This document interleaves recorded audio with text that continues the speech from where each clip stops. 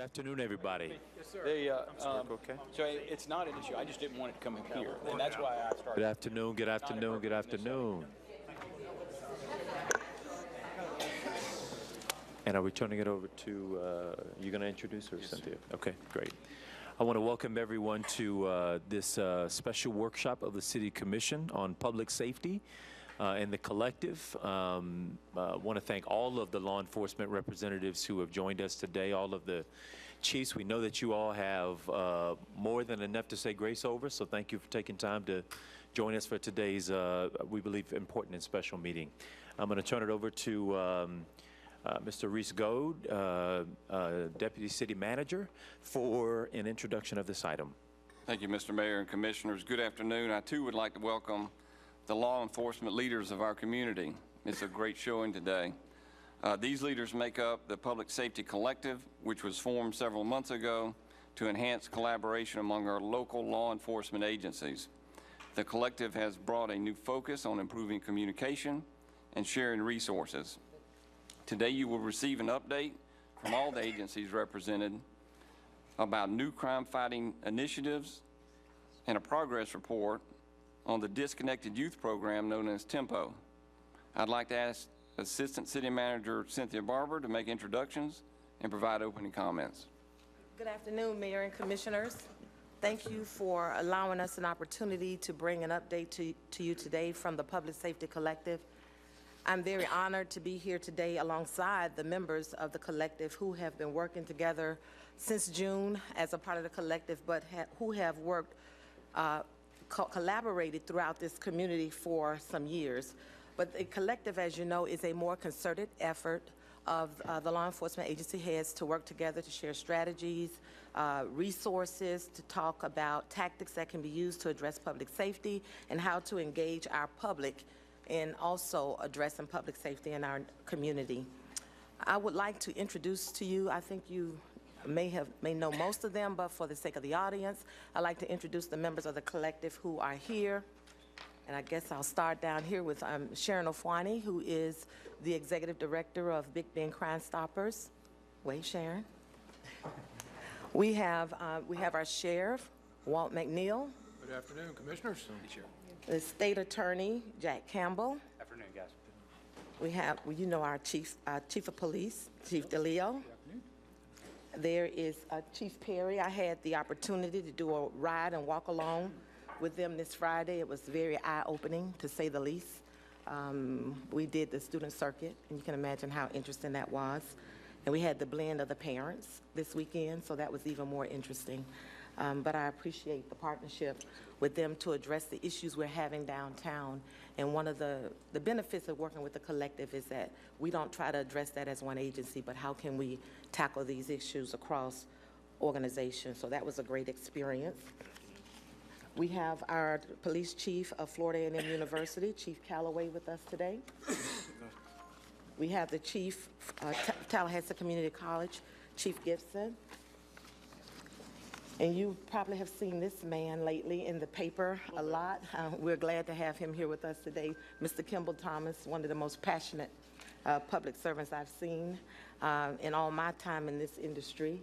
Thank you for being here, Kimball.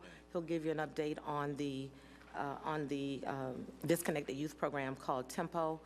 We have our fire chief, who's a member of the collective, with us today. Unfortunately, we don't have the U.S. attorney. He is a part of the collective. He's just not here today. He has a conflict, so we want to recognize him in his absence. U.S. Attorney Chris Canova, and then some John Baker and Adam Jacobs, who are two key members working on the community engagement side of the collective activities. Just a brief update before the members of the collective launch in with their presentations. During our most recent meeting of the Public Safety Collective, the group voted unanimously to reshape the collective to have it led by law enforcement.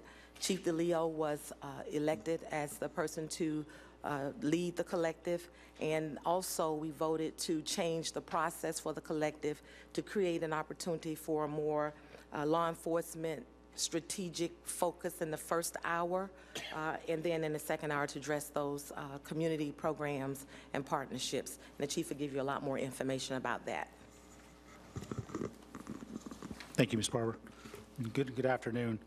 Would take a few minutes. We're going to walk through kind of the structure and the overview. We'll go into more detail of how we envision the collective going forward.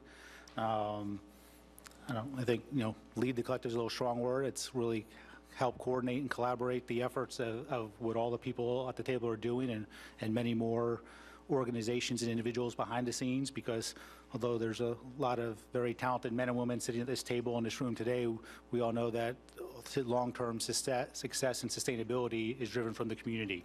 And that's really part of what we're trying to do, is making sure the community has an active role and engaged in this.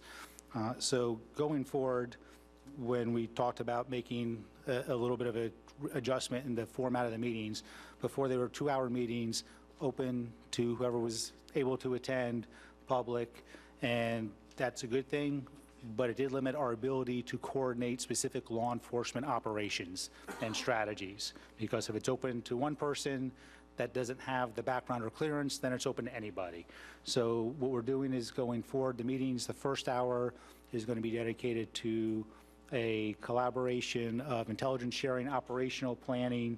We'll talk about our CompStat model that we use at TPD and what we're trying to incorporate to a county-wide version of it.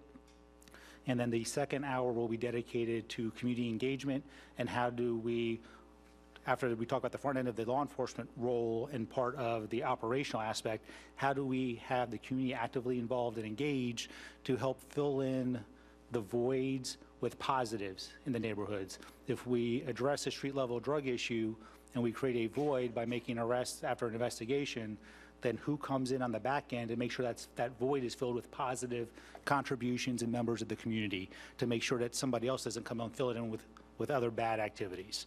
So that's the vision of the meeting and the collaboration going forward. So it'll be those two different components. And just on a side note before, because I don't want to forget towards the end, now Adam's over there helping out, but I did want to thank him. Adam's the one who helped put this presentation together, and if you can imagine trying to herd the 7 or 8 of us all together to put together a comprehensive presentation. Adam has been working on this for a couple of days, and so I just want to make sure I thank him publicly and acknowledge his work, because again, there's a whole lot of teamwork involved in that. So thank you, Adam, for doing this. Obviously, we're all concerned about the murders and the homicides in the Tallahassee and Leon County, and you'll notice most of the things we talk about today are as a community as a large. When we talk about the statistics in a few minutes, we're going to talk about our community statistics, not TPD statistics, not the sheriff's office statistics, not FAMU statistics. We're going to be talking about our community statistics, because this impacts everybody in our community, no matter where you live, no matter what person in what color uniform, for what agency shows up to handle that investigation. It impacts everybody. So we're really trying to look at it holistically and put all the information together so we have a good overview of what's going on and how, working together, we can address it. So when you look at we've had 21 victims in Leon County for our homicide cases. And I know it's a distinguishment, but there's a difference between a homicide and a murder when we're reporting crime statistics. And certainly we have Mr. Campbell here, and he can go into the nuts and bolts of that. But when we're reporting our crime statistics for the Uniform Crime Report, we report murders. So when you see up there that we had 2 justifiable homicides that were determined to be self-defense, not that we're not concerned and not that we don't conduct a thorough investigation, but those are things that really weren't necessarily addressed statistically or publicly in the past like they're being presented now. Those do not affect our crime stats. We do track them. They do a full investigation. And then whatever agency does the investigation in collaboration with the state attorney determines, is it self-defense? What's the appropriate charges? And you'll hear as we go through the presentation about how we all, not only do we work with the law enforcement agencies, but Mr. Campbell's office is a focal point as we determine what's the proper route this investigation travels and where to make sure we get to the right conclusion for everybody involved. We also had 1 felony murder. Yes, sir. Can I stop you real quick? Can you go back to that slide, Chief?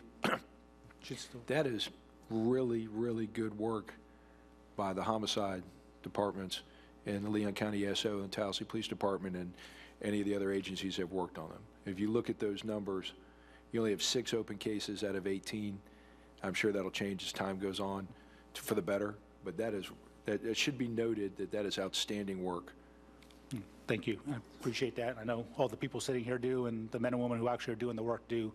The felony murder case was basically someone who went to commit a robbery, and their compatriots got killed. So under Florida law, when someone instigates a felony crime, they're responsible for the results, even if those are unintended.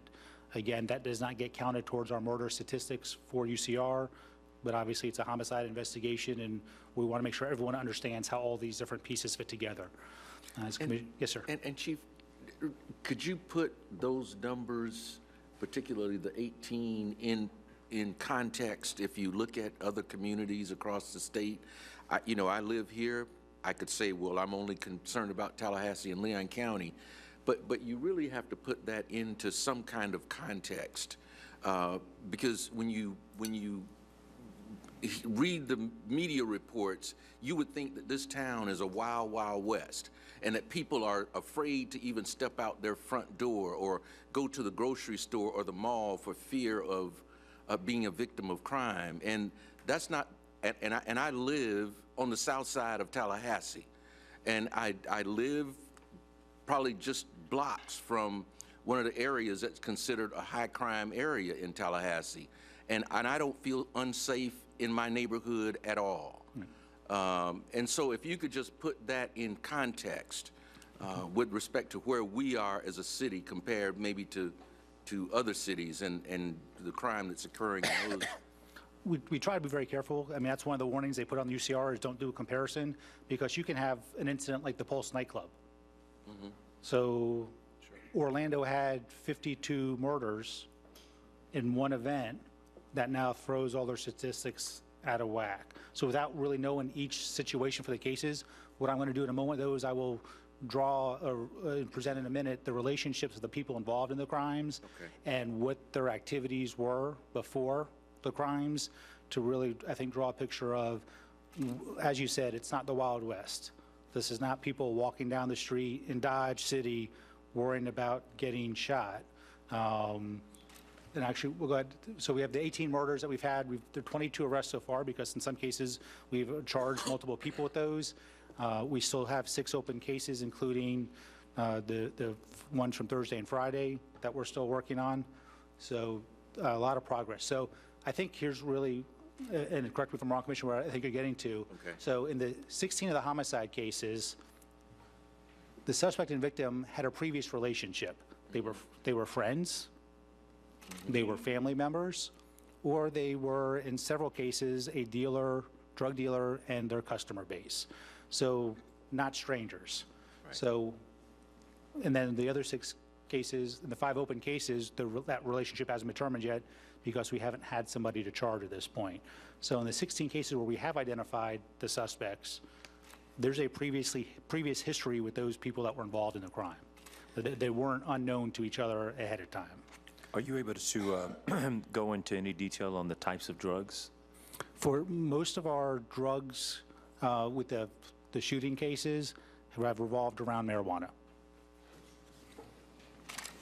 Most of our cases have involved marijuana deals gone bad or a marijuana dealer ripoff or attempted ripoff. And I would draw a distinction between them. So in the ripoff situation, or even in the marijuana customer-dealer relationship, are we talking massive sums of marijuana, or is this?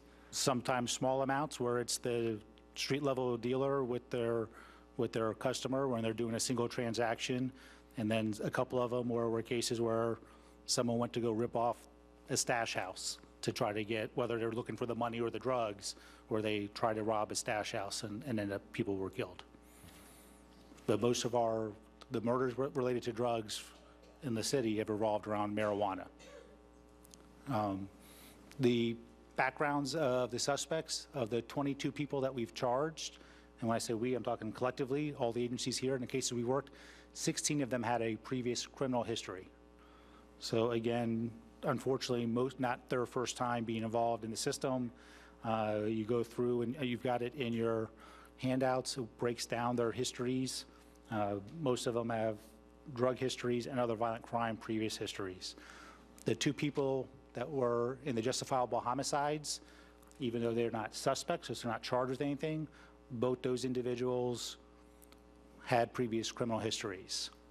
Where would I find the? That's in the attachment, sir. Oh, okay. Yeah, you should have an attachment for community murders, and it breaks down each case for the year to date, has a demographic breakdown of the victims, suspects, criminal history, and just general information about each one.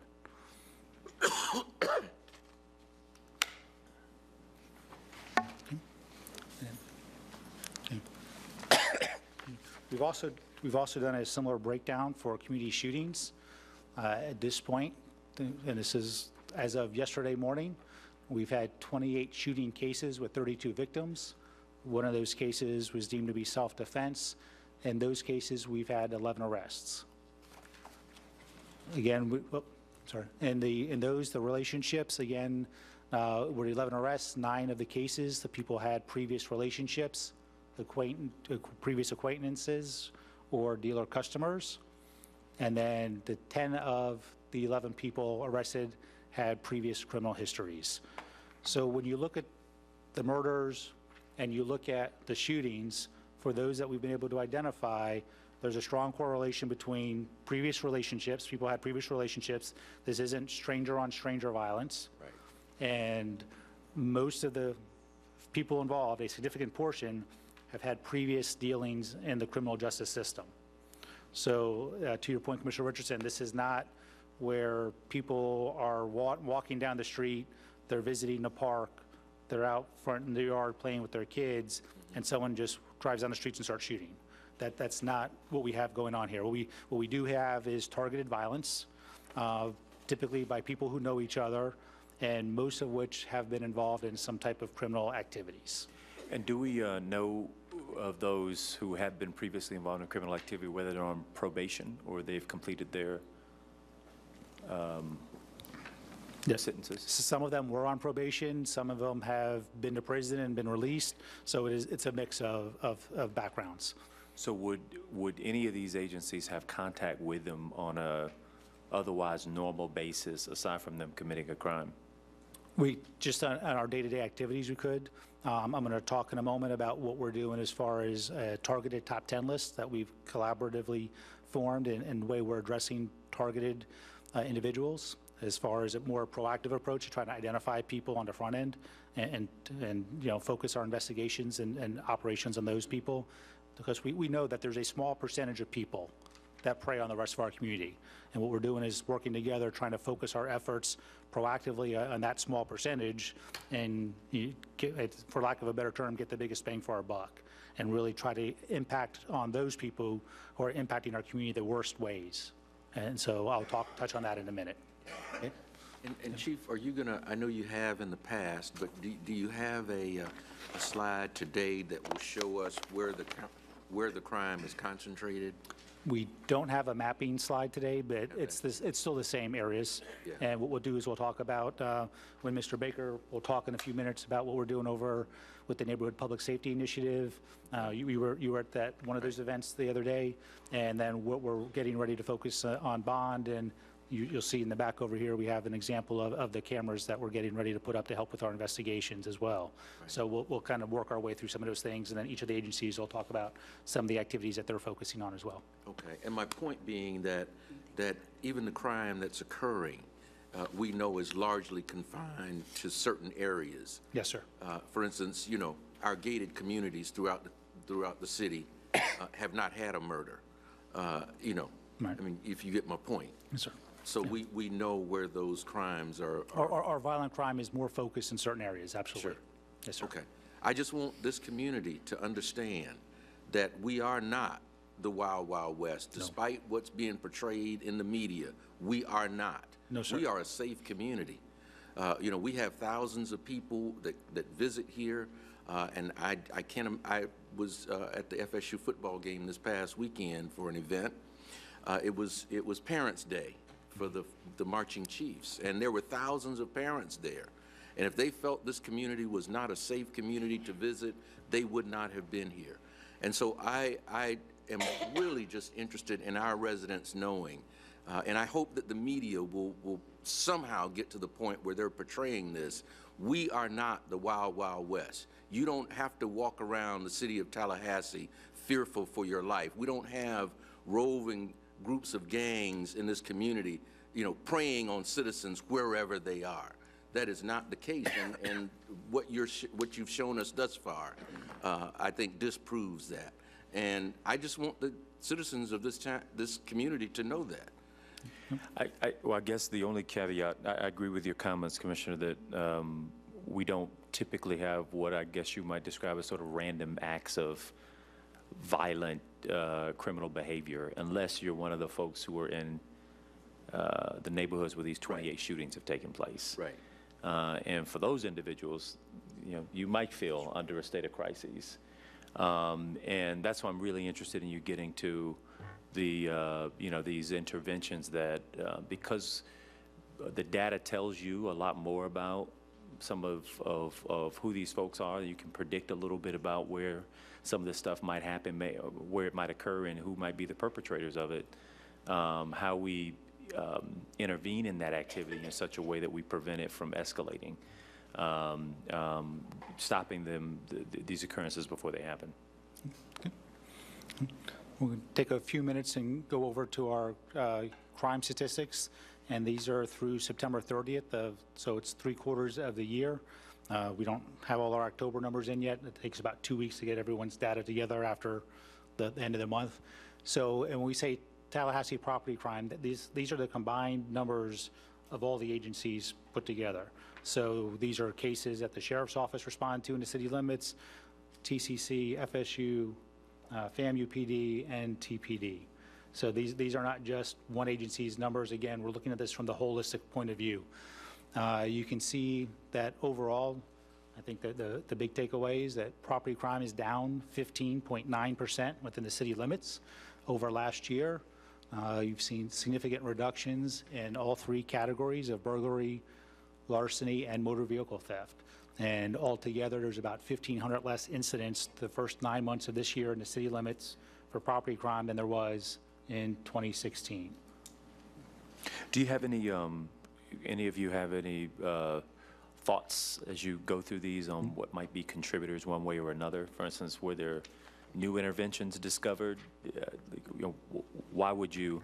It's not random, right? No. This is obviously the impact of some work being done. Well, we've done, there's been a lot of focus. I think when Sheriff McNeil came in, and he can certainly talk about it in a minute too, you know, we formed the Joint Property Crimes Task Force where we're working cases together, where we have investigators and detectives from both agencies paired together working cases, and it doesn't matter where the original report came in, they work them together.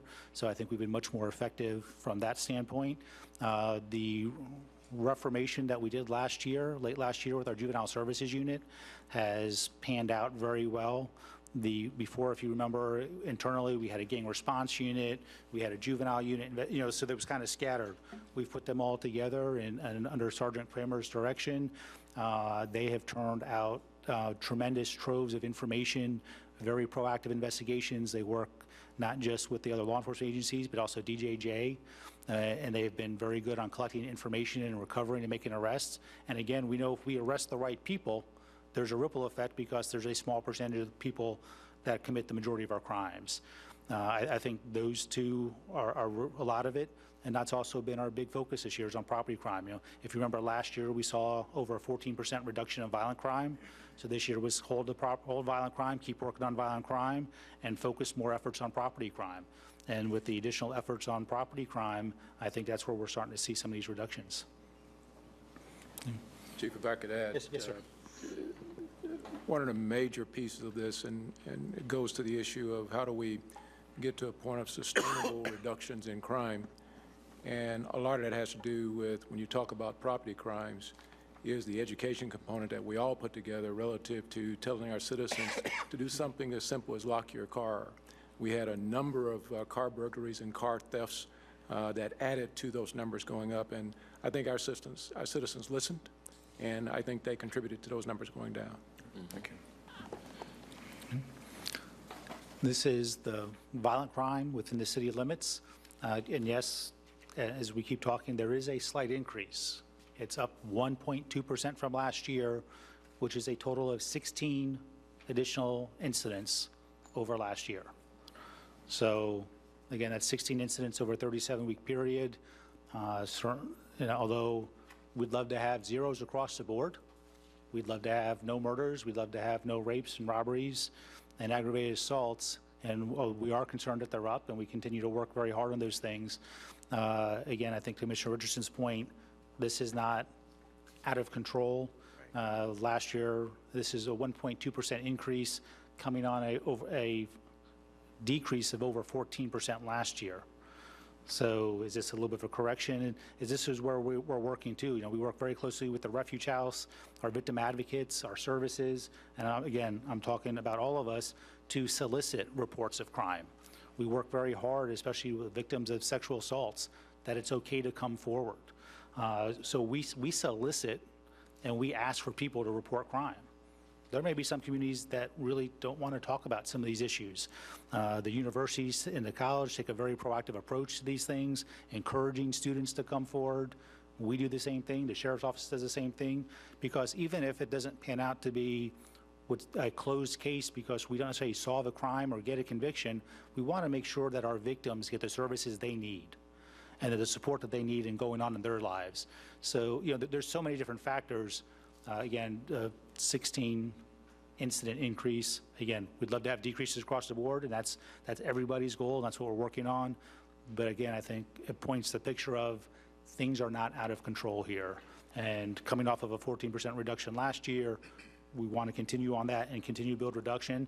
And I'm hopeful that as we continue to go throughout the year, that number will be green as well, as you see with the other categories as we go through the report. Yes, ma'am.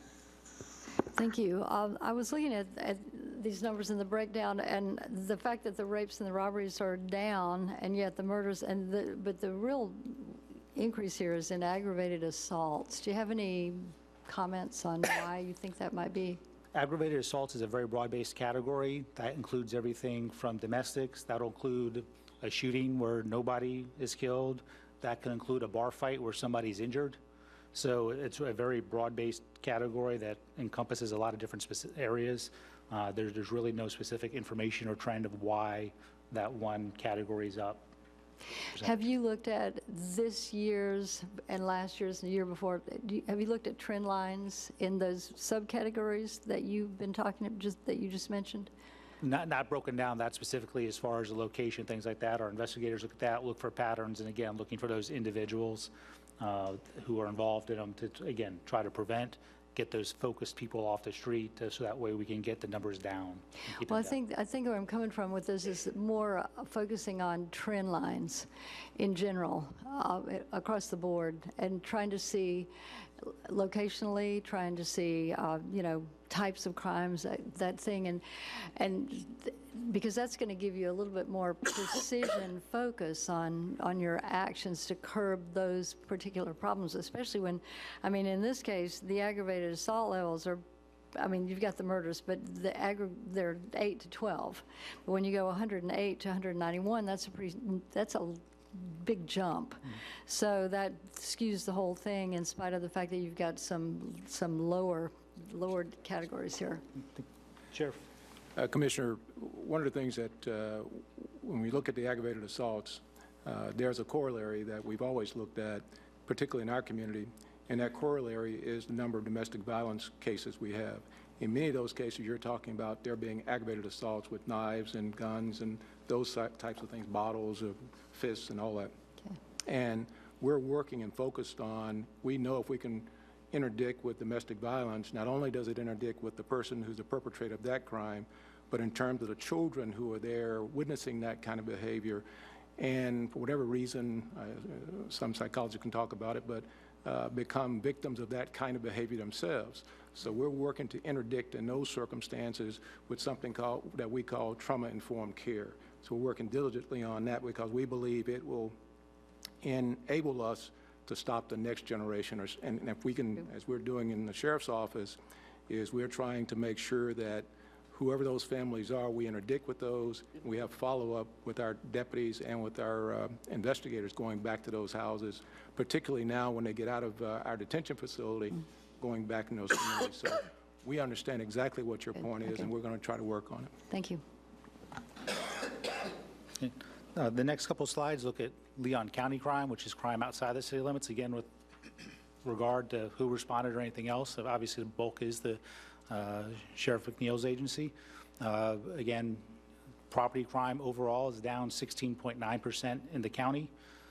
Significantly, you've had over 300 and about 340 less incidents this year, year to date. So again, a significant decrease in crime across the board in the county as well. Violent crime, the sheriff's faring a little better in the county areas than we are collectively in the city areas. Violent crime is down 4.6% in the county.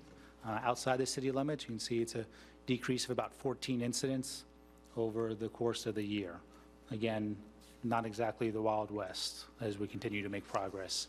So then what I've done is we've taken and combined both of the crime for both the city limits and the county and create, so we can look at overall when we say what's the city county, when we're talking about our community, what does our crime rate look like? Because everyone wants to know if they're safe or not. When we look at the combined numbers of the agencies of all the crime reported in the city and the county limits, our property crime is down 16.5% over last year. You can see there it's about almost 1,700 less crimes, property crimes this year than we had through the first 9 months last year. Again, a lot of good progress, a lot of work that's being made, not just by the people at the table, but also a lot of community efforts and homeowners associations and neighborhood associations and neighborhood watches that work with us to make sure that we can accomplish this goal to continue driving those numbers down. We've done the same thing for violent crime, and there's our increase in violent crime. Violent crime is up 0.1%. We've had 2 more incidents of violent crime this year compared to last year. Again, as Commissioner Miller pointed out, aggravated assaults are the primary driver of that number. We continue to work on it and focus on it. But when you look at the overall crime rate, again, a very slight increase over last year when you look at our community as a whole.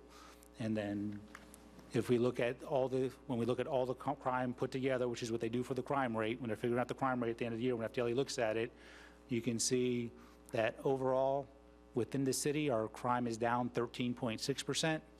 In the county, it's down 16.9%. And overall, for our whole community as a whole, crime is down 14.2%. We've had 1,600 less crimes this year in our community as a whole than we had last year through the first 9 months of the year. Not that we don't take crime seriously. Every time a crime's committed, everyone at this table, all of our staffs go out and we work diligently to make sure that victim receives the services they need, resolve it through the investigations. We work on intervention programs, hopefully preventative programs. We'll talk about some of those things in a few minutes, but some of the pictures that are getting painted about crime being out of control in our community are not accurate. Crime is actually down, and it's through the work of the people here. And like I said, a lot of people behind the scenes are not just in our organizations, but community organizations and neighborhoods and people who love and care about this community across the board. And I think Commissioner Richards' point of people need to be aware of where we truly are right now, as opposed to what has been painted by some. And Chief, when you say down, you were referencing down compared to last year. Yes, sir. And where were we last year on the overall crime rate? Overall crime was up last year. Violent crime was down, property crime was up. By comparison across the state?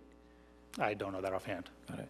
Do you know where we are? Because I kind of liken some of these property crimes and even violent crimes, particularly as it relates to rape, maybe to what Gainesville might experience, because they're another sort of university city. Do you all look, is that a right comparable or not really? No, actually, that's the FBI is very careful about comparing against other cities because of reportings are different, situations are different. Why do they produce reports that they don't want you to compare to, but they compare them? Well, they don't. What happens is we do. What happens is we have some of the media that decides to compare cities against cities, as opposed to really the best measuring stick for UCR is for me to track my agency's progress or lack thereof by what we reported last year, because we report consistently the same way. For Chief Perry to measure his agency's progress with his statistics, because they're reporting consistently the same way.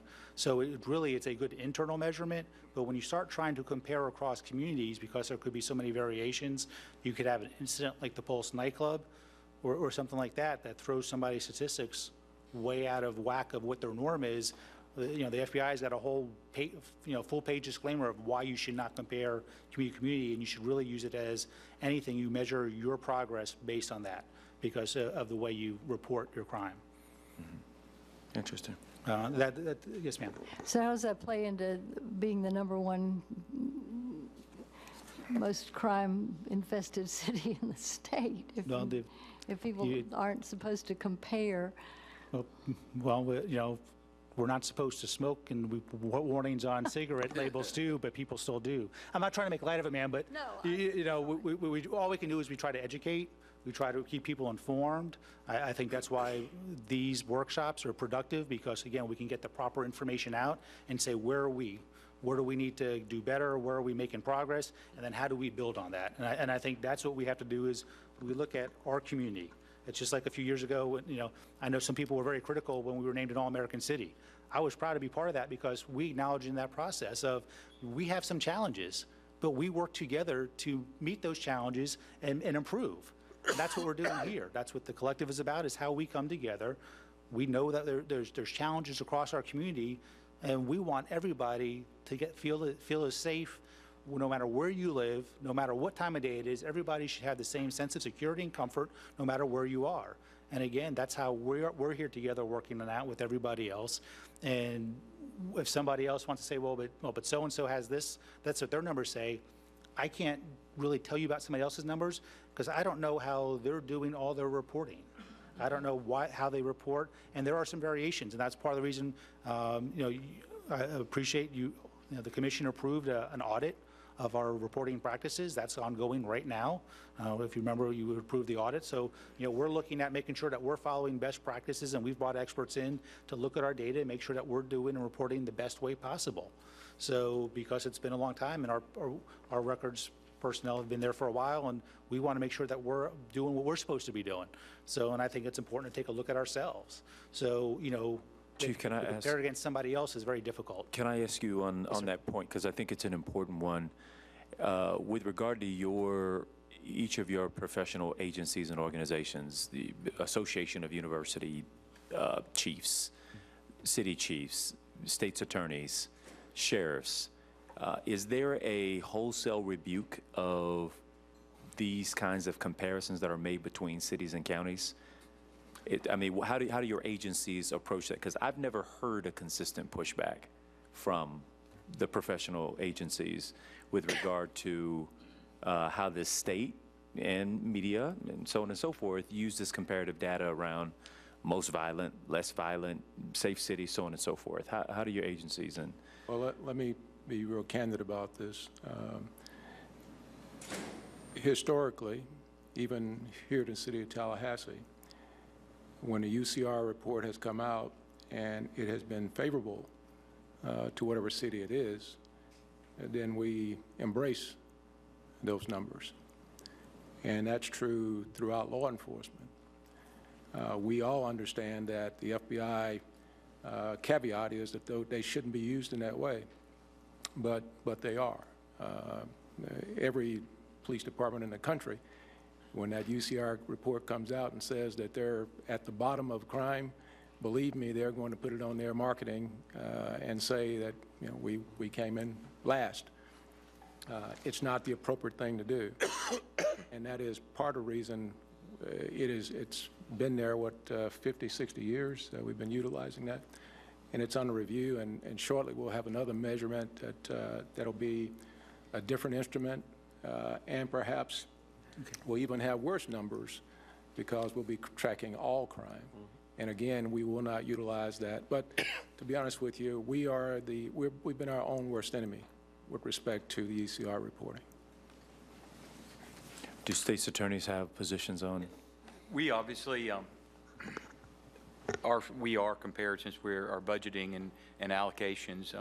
Legislature divvies up the money of all 20 of us, and then there's a funding formula for new money that's been laid out. But that part is largely dependent on population and conviction rates. There was a formula that was set up whereby the state attorney is trying to divvy that up, but it does not take into account a lot of the issues of unreported or unsolved crimes. Obviously, if your prosecutorial agencies that we're interested on, you know, we don't particularly become involved. We are very involved while they're investigating, but they don't take ownership of them until an arrest is made. So you could have 1,000 murders in Tallahassee. If they don't arrest anybody, my caseload won't go up one. Same where you see the difference. But to go back to your question, yes, sir. As an association, we don't compare ourselves. You get into, and it's a source of contention. If you're talking about Pinellas County, their population is decidedly older. They have a higher population, and so they have different demographics. I've worked out a pretty good working relationship with Mr. Zavone, who is the state attorney of the 8th of Gainesville. There are differences, significant differences in our populations when you look at the fact that he has, while they're both university towns, and he has several rural counties that surround, much like we do here. One significant difference is that we are the capital of the state of Florida, and the state of Florida has been making budget cuts to that workforce for the last 20 years. That's unusual for a CEO to come in and say, I'd like to see all these offices empty. Yet that is our reality in Tallahassee, and so as an economic model as a state, we in Tallahassee have been cutting jobs and cutting salaries and cutting back as the state cuts back. I believe that is a significant variance that we see in this community that changes us from Gainesville. But once again, if you compare me, I have a good working relationship with the Miami State Attorney. Our homicide clearance rate is far, far higher than Miami. But obviously they have a population exponentially larger. So there's just you have to mine down a lot more, which is what the FBI is telling us is if you take one symptom and don't look at the rest of the patient, I think you're going to get some absurd results. And I think the analogy is true here, is that this is but one variable. It's only a self-reported variable, and you can have inconsistencies on how that can be interpreted. And I would agree with the sheriff that it's nice for marketing and politics to take advantage of when those things look rosy. Professionally, I don't think it accurately reflects where our community is. It's not something that I worry about when I'm making decisions and working with our partners. We don't sit there and pull out our UCRs when we talk amongst ourselves. When we talk about UCRs, it's because bodies like this one in the community was worried about UCRs.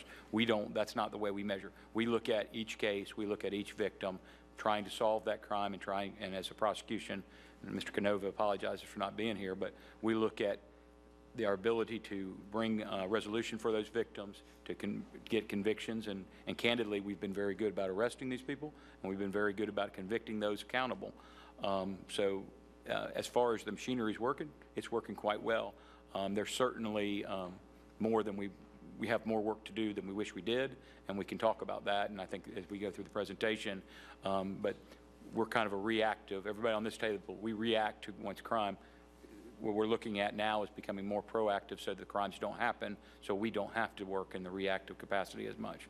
I just want to thank you for, all three of you, for your candid comments about that, and would only encourage more unanimity in making that point clear so that the community can hear it with the same clarity that I just heard you all talk about it. Because I think, again, as you pointed out, Sheriff, I think if those numbers look really good for us, we might go around and celebrate it, and we can't have it both ways.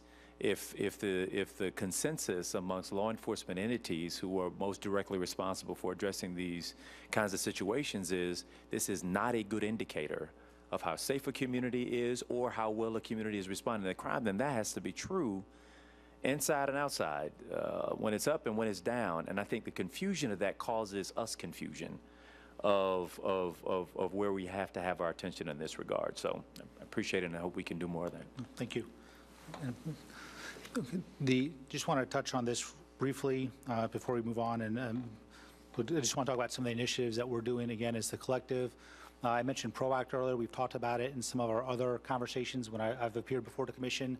That's TPD's internal CompStat model, which is computer and statistical-driven policing, where we're looking at hotspots and planning our operations. We do that on a weekly basis. One of the sheriff's recommendations that we're incorporating is that we do that on a county-wide basis, and that's what we're going to start doing on our first hour of our meetings as far as the collective. So we're going to use that. It's a mapping process and share all the data. The sheriff and I have just recently signed a data sharing agreement for all our CAD data, so we can both map and use that information collectively because we're on the same CAD platform. We're going to be sitting down with the other chiefs how we can coordinate and bringing in their information as well, so that when we have these meetings, we can put everything out on the table and say, here's what we're all experiencing, here's how we're planning on responding to it, and we can do more joint operations. And if there's a time period where maybe somebody else can't necessarily fulfill, we can help backfill each other and say, okay, if I'm hitting this area on Thursday, Friday, and Saturday, can somebody else help backfill Sunday because I'm a little short? And so we can collaborate and coordinate our efforts a little bit better. So that's the next version of what we're going to do. We're going to take our internal model, we're going to tweak it so it's, again, countywide, and work together to coordinate more of our investigations and proactive activities, whether it's patrol or street-level investigations that way. And then the other initiative, sometimes it helps to put faces and names to things. You know, a few months ago, we started a Top 10 initiative. We did that collaboratively. We shared information and intelligence on people that we knew were involved in crimes, that had been suspected in other crimes, and we came up with kind of our Tallahassee Top 10 list. It's not a kind of list you're going to see in the post office, because those are people who already have warrants for themselves and they're wanted. These are people that we were all investigating. So again, working together and joined forces and information intelligence, we identified targets amongst ourselves based on that information that we've shared. Since the inception, we've made 2 arrests off that list. Unfortunately, we are looking to backfill the list because we do have other candidates ready to step up to the plate and fill that void. But again, early returns on again, initiatives and steps that we're taking are positive, and we're sharing some of those results with you today. And you can see that they're not light crimes. We've got felonies up there, and Mr. Barr certainly put a lot of effort into getting, I think it's almost 18 charges on him during the course of the investigations. So we're not talking about we're not talking about someone going out and buying a nickel bag of weed to go home. We're talking about people who are involved in violent crime, and that's our focus. And is this intended to be a publicly shared list, or is this for internal purposes? No, this is internal purposes because it's based on criminal intelligence for investigations. Got it. And Mr. Baker is going to discuss some of our initiatives here with the Neighborhood Public Safety Initiative. Good afternoon, Mayor, Commissioners. John Baker, Neighborhood Affairs. We're happy to provide staff into the collective to implement the Neighborhood Public Safety Initiative. It is a citizen-based program that we're piloting right now in the Frenchtown and the Griffin Heights neighborhood. The program has 3 emphases.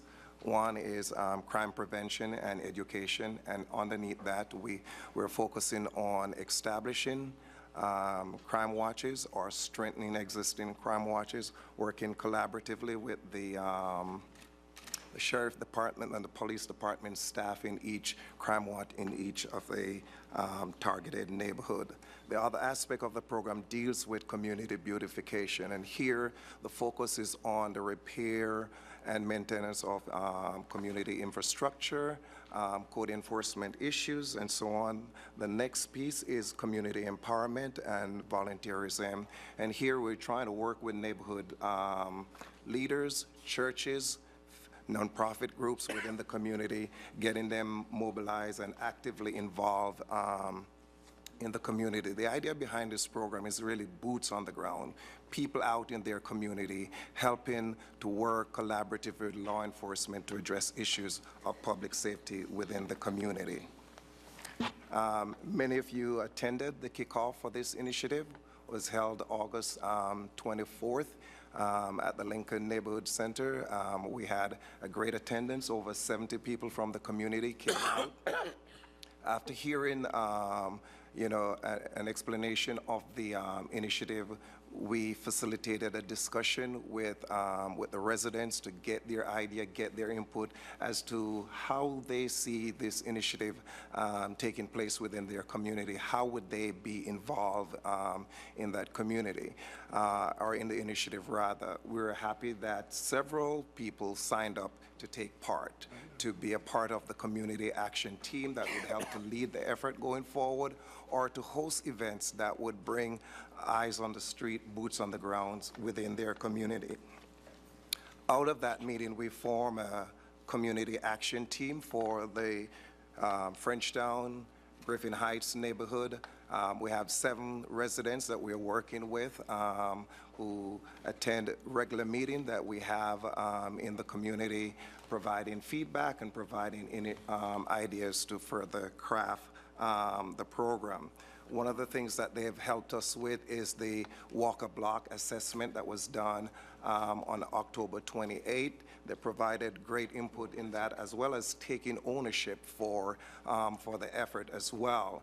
I was very heartened. We started out at 7 a.m. in the morning, and there were people there from the community who were handling the signing, helping with food, and all of that type of stuff. Usually, sometimes when you have these events, you primarily see city staff, but to see some of these ladies, older senior citizen ladies, coming out, taking part, pastors in the neighborhood, I was very much heartened, and this told me that they're very much interested in their community. We walk over 40 blocks within the Frenchtown and Griffin Heights neighborhood that morning. We had students from FSU, FAMU, members from the community, city staff as well. Law enforcement was there, sheriff, TPD, FSU as well. Just a wide variety of people from across the community came out to be a part of this kickoff effort. The idea behind the assessment was for them to go out, look block by block within their community, what are some of the existing conditions. We gave them an instrument and focus on things from, potholes, broken down signs or so on, illegal dumping. And we're collating that information right now, and the idea is that we will use that to organize a neighborhood blitz back in the community.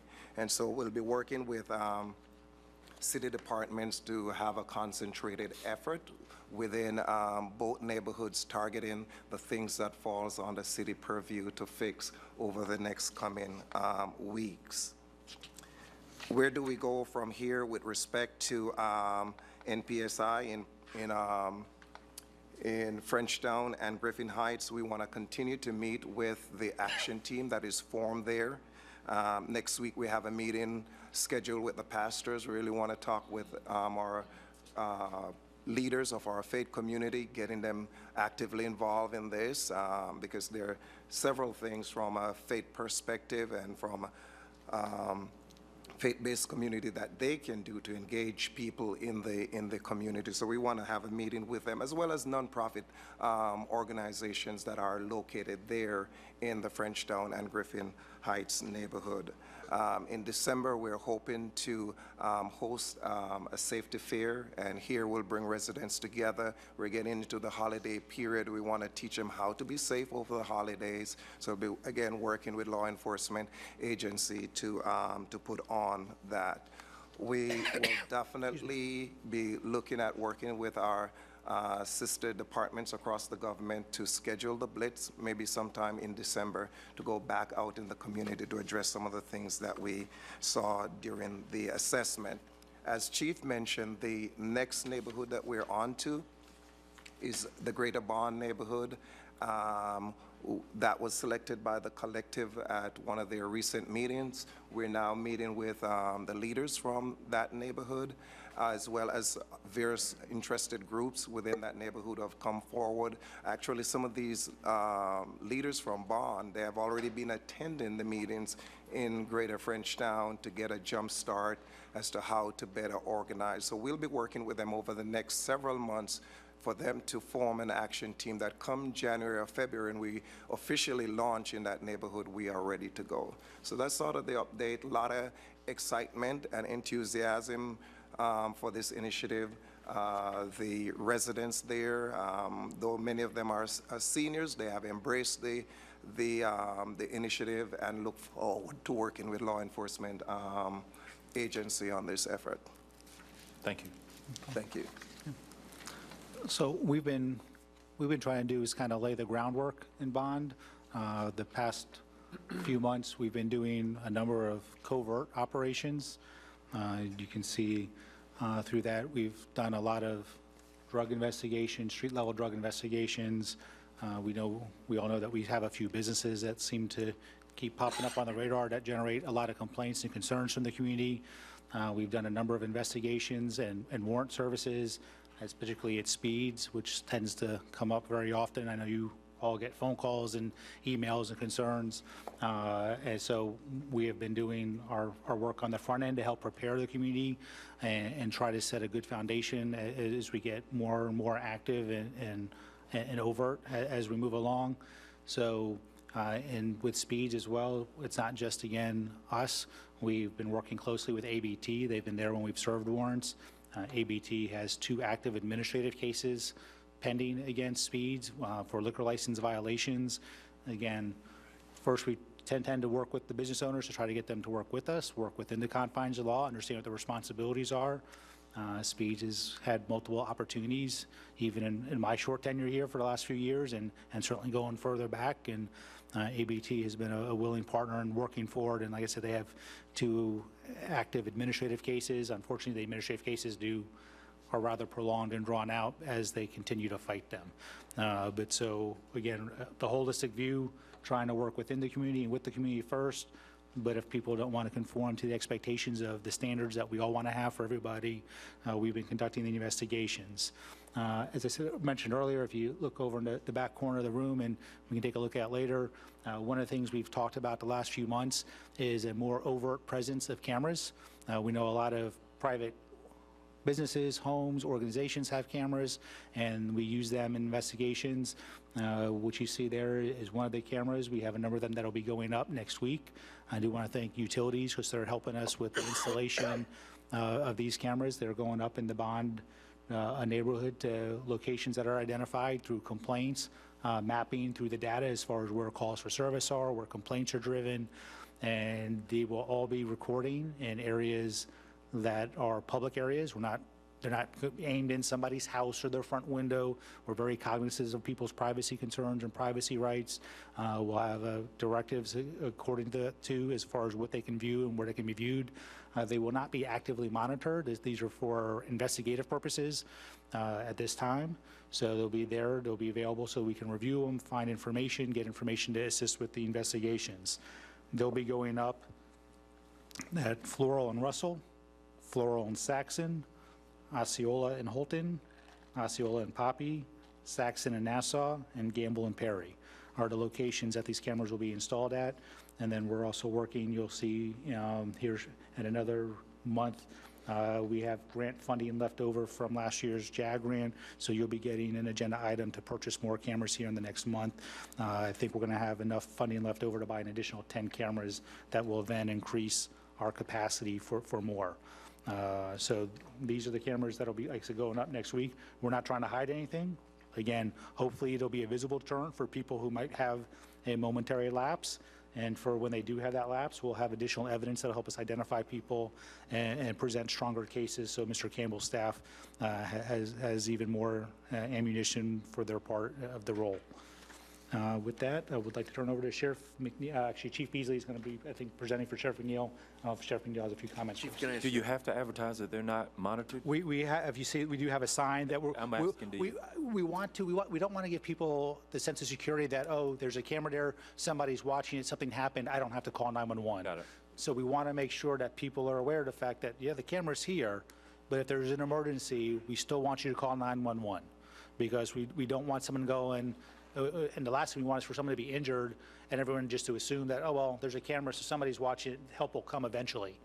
We want to make sure, so those signs will be up saying, there's a camera here, it's not monitored, please call 911 for an emergency. So Where will you post them? Are they at the top of light posts? they're going to be posted on utility poles. Yes, sir. Got it. Commissioner Richardson? And Chief, the neighborhood leadership you've had conversations with them about? We've been working, Major Outlaw, Major Johnson have been working with them and keeping them informed. And again, as they go up, we're going to be going out. They have a whole proposal and operational plan of as these things roll out. Like I said, we've been doing a lot of covert behind-the-scenes investigations. As we continue to do a little bit more overt, we've been working and talking with the community leaders so they're aware of what's going on, because a lot of what we're doing is responding to their concerns. Right. Thank you. Yes, sir. I'm sorry, sir. No, it's fine. Good afternoon, Mayor, members of the City Commission. First and foremost, let me say to you, we appreciate the invitation to be part of this discussion this afternoon. We certainly view our participation in both the collective and these type of public forums to be critical, both to inform our community and also to empower our citizens to be able to reduce or minimize their chances of potentially being victimized. So again, thank you for having us. I will do my best to keep my comments brief this afternoon. We do have a few items we would like to point out, things that we're working on from a Leon County Sheriff's Office perspective as part of the sort of the collective discussion here this afternoon. Let me start off by saying we recognize right out of the gate that the criminals, the persons engaged in much of our criminal activity in this area do not always recognize our various areas of responsibility, our jurisdictional limitations. And so I think first and foremost, we have to recognize as a law enforcement public safety community, we don't enjoy the luxury of those imaginary lines, because the criminals certainly do not see them. So again, the more that we share, the more that we collaborate, the more that we share data and look at joint operational opportunities, I think we will continue to see a decrease in criminal activity and an increase in support from our community. One of the first things under the leadership of the sheriff that we did back the first of this year was do a memorandum of understanding with the city to allow them the ability to, without delay, pursue investigations into what's traditionally been viewed as the county's jurisdiction. In other words, if the city is engaged in an investigation and that's tied to a crime or some other incident that's occurred in the city, the sheriff has granted them the ability under his authority to pursue those leads out in the county. I think that is one of the first and foremost things that we have to do, again, is diminish those lines in every way we can legally in doing so. Also, we certainly have increased our task force participations, whether it be with our federal partners, our state partners, our local partners. Again, the sheriff's office, we don't enjoy the luxury of having every resource and every gap filled that we need at any given time, so we certainly recognize that partnership and the collaboration of those partners certainly add a force multiplier and give us the ability to, again, deliver effective and professional services. We talk about, to continue that line of partnerships, this is a great opportunity to segue in and talking about the cameras. One of the things that we have been approached by of numerous businesses and associations is the offer to share camera, security system access that may cover parking lots or other commonplace areas. Again, we oftentimes engage our businesses and our private entities to assist us with investigations, and so many of those business leaders and association leaders have come forward to say, listen, why wait? Let us work on giving you some of that connectivity, again, in public places and common areas to allow us to be much more proactive. We think this, along with the city police department, we think this is going to be a valuable asset and tool as we expand some of those capabilities. The ability for us to be a little more preventive in nature, the ability for us to have that evidence or that identification of either a victim or in most cases a suspect, but to get that information out faster to our law enforcement officers and partners for apprehension, and in some cases the citizens of a community to make sure that, again, we reduce victimization in situations where we're allowed to do that. In concert with that, we are in the process of developing a real-time crime center within the Leon County Sheriff's Office, and doing that is really a beta test area. We absolutely envision that to be something that will be shared and spread with our other partners when the time is best for them and their organizational structure and their planning pieces. But with that real-time crime center, we intend to put analysts in a room, allow them to monitor activity that occurs in our consolidated dispatch format to see where our deputies and police officers are responding, where they can do quick analytics to identify some of those persons that may be involved in that call on the other end, to provide that information to that deputy or police officer as quickly as possible for number one, officer safety, but number two, to empower them with as much information as we can prior to that arrival and in concert with that arrival to whatever the incident may be. Along with that is where we will look to integrate that camera functionality. So in other words, if a call is dispatched to a certain area and we know that we have cameras in that area or access to cameras in that area, it will allow those folks on a real-time basis to access those security feeds or camera feeds, and again, to potentially capture evidence, but more importantly, to be able to put out timely, accurate information to again, expedite the apprehension of those that may be engaged in criminal activity. So that is something we're very excited about. Again, we're going to take the position of that as a beta approach, and we feel very confident that through success, like many other agencies around the country and communities have seen, that will be likely something that we can expand upon and grow with our other partners here locally. Also, internally, one of the things that we have really taken huge steps, and I think has paid dividends for us at the Sheriff's Office, is to really step back and look at our solvability and our case clearance factors. What we do know, and what criminologists will tell us, is that it is relatively speaking, a small number or a small segment of any population that oftentimes commits a series of offense, our career type or serial type offenders, and whatever the crime type may be. So one of the things that we're doing internally is really trying to dive into the profiles of some of those offenders, their backgrounds, their predisposition for some of those crimes. Certainly when we see serial crimes, whether it be a string of auto thefts or auto burglaries or pick any other crime, we certainly are devoting the analytical resources and the investigative resources to get those serial offenders identified and to get them and give them some priority and apprehension and removing them from our community. Number one, from a statistical standpoint, it certainly helps by getting that individual off the street. We may not experience another 20 or 30 car burglaries in a neighborhood because that one individual that's committed in serial activity. So much like Chief DeLeo spoke to, making sure that we're looking at the right offenders, that is something that we're putting a lot more work and emphasis into, to make sure we're not just out arresting, but we're arresting the individuals that are committing the bulk of that crime. And then we've already spoken on it, and it's already been touched on, but really the utilization of data, as Chief DeLeo mentioned, we did recently sign into a memorandum of agreement with the city to do more data sharing. I think that's going to be a great start in allowing us to be able to work more cooperatively in targeting areas and certain types of crimes, and to your point, Commissioner Miller, to really start diving down into some of those subset categories of crime. Again, statistically it will certainly help us, but I think the bigger piece of that is we will certainly improve the safety and the perception of safety within our folks here in the Leon and Tallahassee area. Again, first part of this year, the sheriff established an initiative that we refer to as the All-In Initiative. If you've been around town to speak of, I'm sure you've seen a t-shirt or a slap bracelet or a bag or a hat, and yes, there certainly has been a branding component of that, but really behind that branding is the sending of the message both to our community, our partners, our other stakeholders that are engaged in this business enterprise with us, to say, listen, it is all in. We truly believe that. We begin meetings talking about our all-in approach. We end meetings talking about all-in, and so it is more than just a branding piece. It is more than just a t-shirt or a coffee cup or something else that may have a logo on it. It has become really a philosophy from the Leon County Sheriff's Office, and something that we believe in wholeheartedly. So with that, we absolutely know that we will both improve our relationships, maintain our relationships with stakeholders, but also it's not just with our partners around this table, it's with our citizens. We want each and every citizen to feel like they have skin in this game right along with the rest of us. And I think it was mentioned earlier that as much as we can educate, as much as we can empower our citizens here in this area, that goes a long way to reducing some of these certain types of crime and certain types of criminal activity. So again, we're all in.